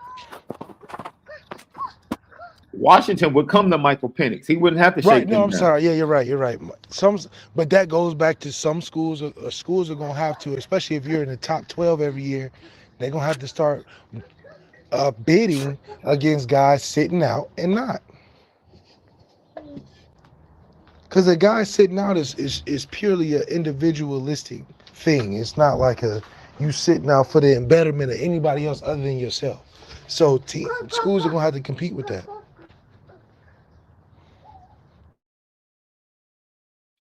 Lucky Lefty Podcast. Great show today. Chat, you guys. A1 as always. Best in the business. LL Nation Notre Dame fans all over the world. We appreciate you guys. If Ryan Leonard don't shake us down next year, if he shakes us down, don't be surprised. He's gonna be feeling himself. He has won more games than he ever has, because we're a 10-win team with or without him. He gonna come to Marcus Freeman and be like, look, you want to win these playoffs, you clearly need me. That's the delusion of the quarterback position at Notre Dame. It's the delusion that you're gonna be placed in a situation where you're getting 10 games because our team's good. The schedule is fit for it. Look, Left, you remember when our boy D'Angelo Barksdale was running the pit and he got into it with Bodie because they had just beat up a hike, and he asked him, what y'all doing? That's right. Like, what you mean? He's like, dude, we can sell the product without the bodies, the messy stuff, and all that hood ghetto stuff. Just do the business. Business gets done every day without all that extra stuff. And he was right. The business of the portal, NIL, and all this stuff, it can get done without the stupid stuff. It really can. It can. But that's on the school. That's on the NCAA. In the corner like a crybaby, whining. Like, we're not going to do anything. All of this can handle it can be handled strictly business. Strictly business. It can be handled. That's it. Because the bodies is what got Bodie sent away. And he had to escape from the home. From the boys' home. That's what got him beat up by the cops. Because he wanted to be hood gangster along with doing the business. But heck, on the other end, hey, Springer tried to do the business and ended up getting killed. So, I mean, you know, the game itself, that game might be a bad example. But the hustle in the game of the NIL and the transfer portal, man, can be done real smooth, man. Real smooth for everybody. They just don't want it that way. So, you're right, Left. We might end up getting shakedowns. Who never knows? We never know. Never know. You never know. Lucky Lefty. Lilo, I think Marcus Burton just needs to work on his shooting and his ball handling. That's it. That's it. I worry about his turnovers a little bit right now. Just need him to shoot the ball better, be a better floor general. Yeah, what you think about Shrewsbury's up and down here? I think it's like that because they're young. Dude, they're just young. They're just young. Yeah, I think it's just because they're young. I had multiple people, because, you know, Virginia is a flat-out solid defensive team. And Notre Dame ate their lunch. Took it, ate it. Had multiple people hit me up on social media, inboxes, emails, like, yo, you're right about Shrewsbury's playbook. Like I told y'all. Yeah, Shrewsbury's a good coach. It's just when we get blown out, it's just like, damn, how did that, you know, is it young? I told you. This dude has plays for days. That would not be the issue.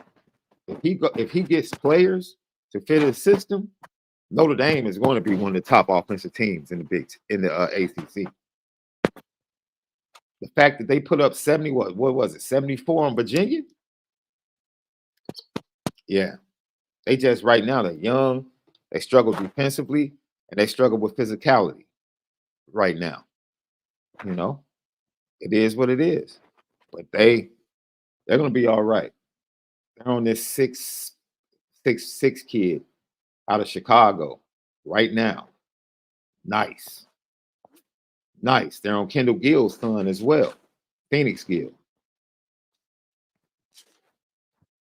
So, yo, he's gonna bring in some talent. He's gonna bring in some talent. Let's get to it, Left. You know what time it is.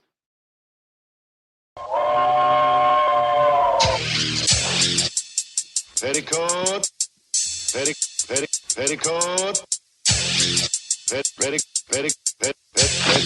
Petticoat Junction. It's time to get petty. Oh, we did a good job executing. Are you upset with something? And fire up the Petticoat Junction train. I just don't like you. You don't? No. What is today's pettiest story? Petty Junction.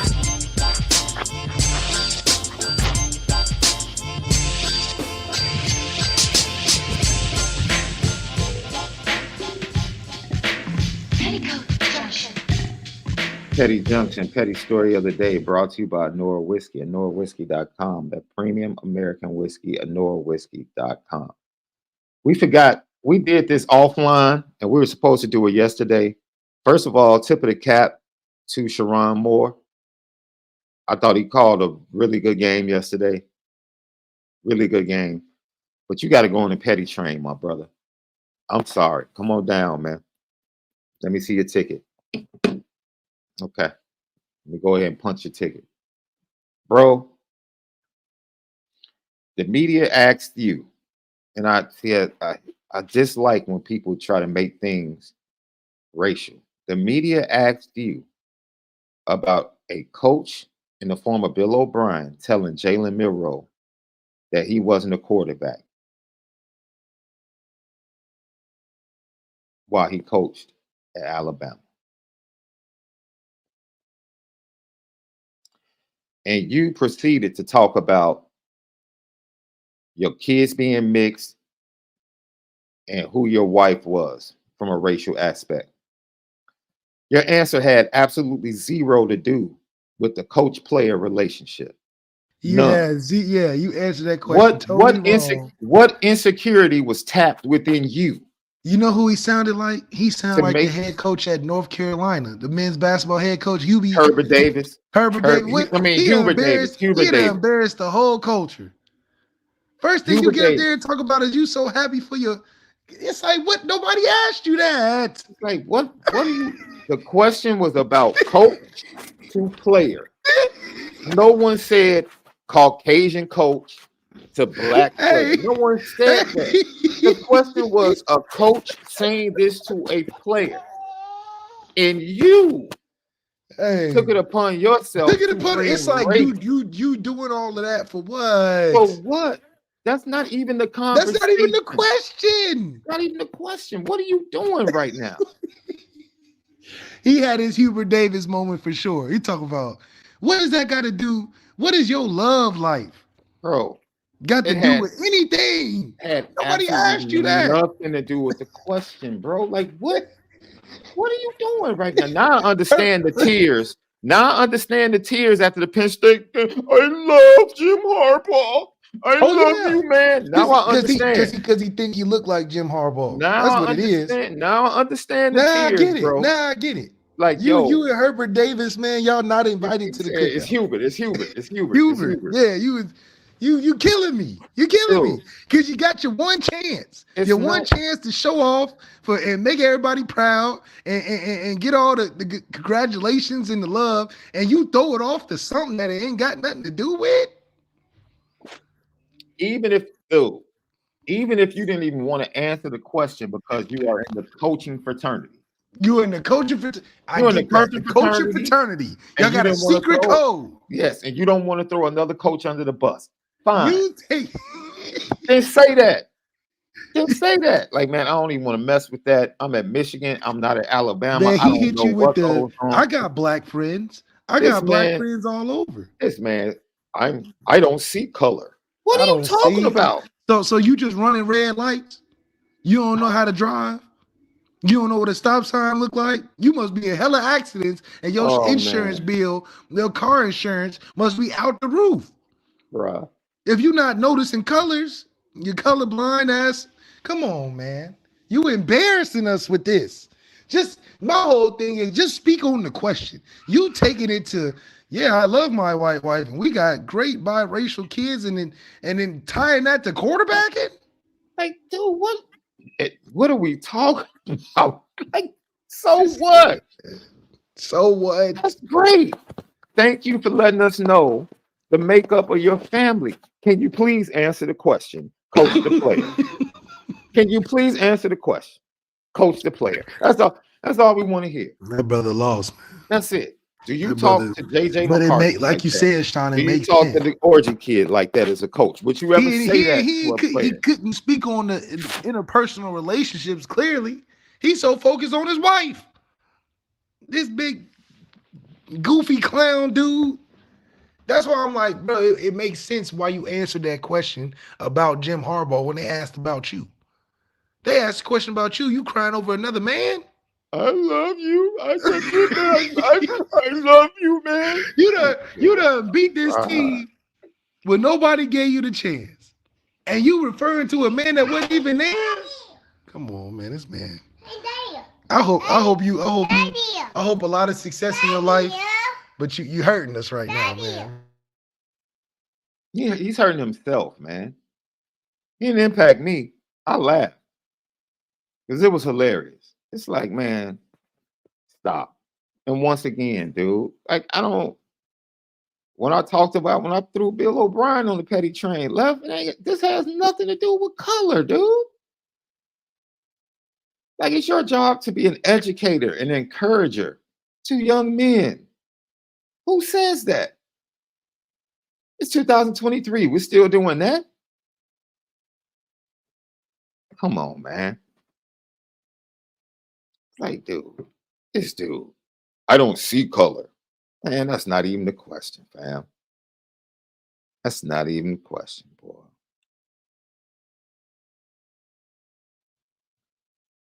You might have, man, they said it in the chat. He might as well have stood on the porch and said, who that there over there on that nag?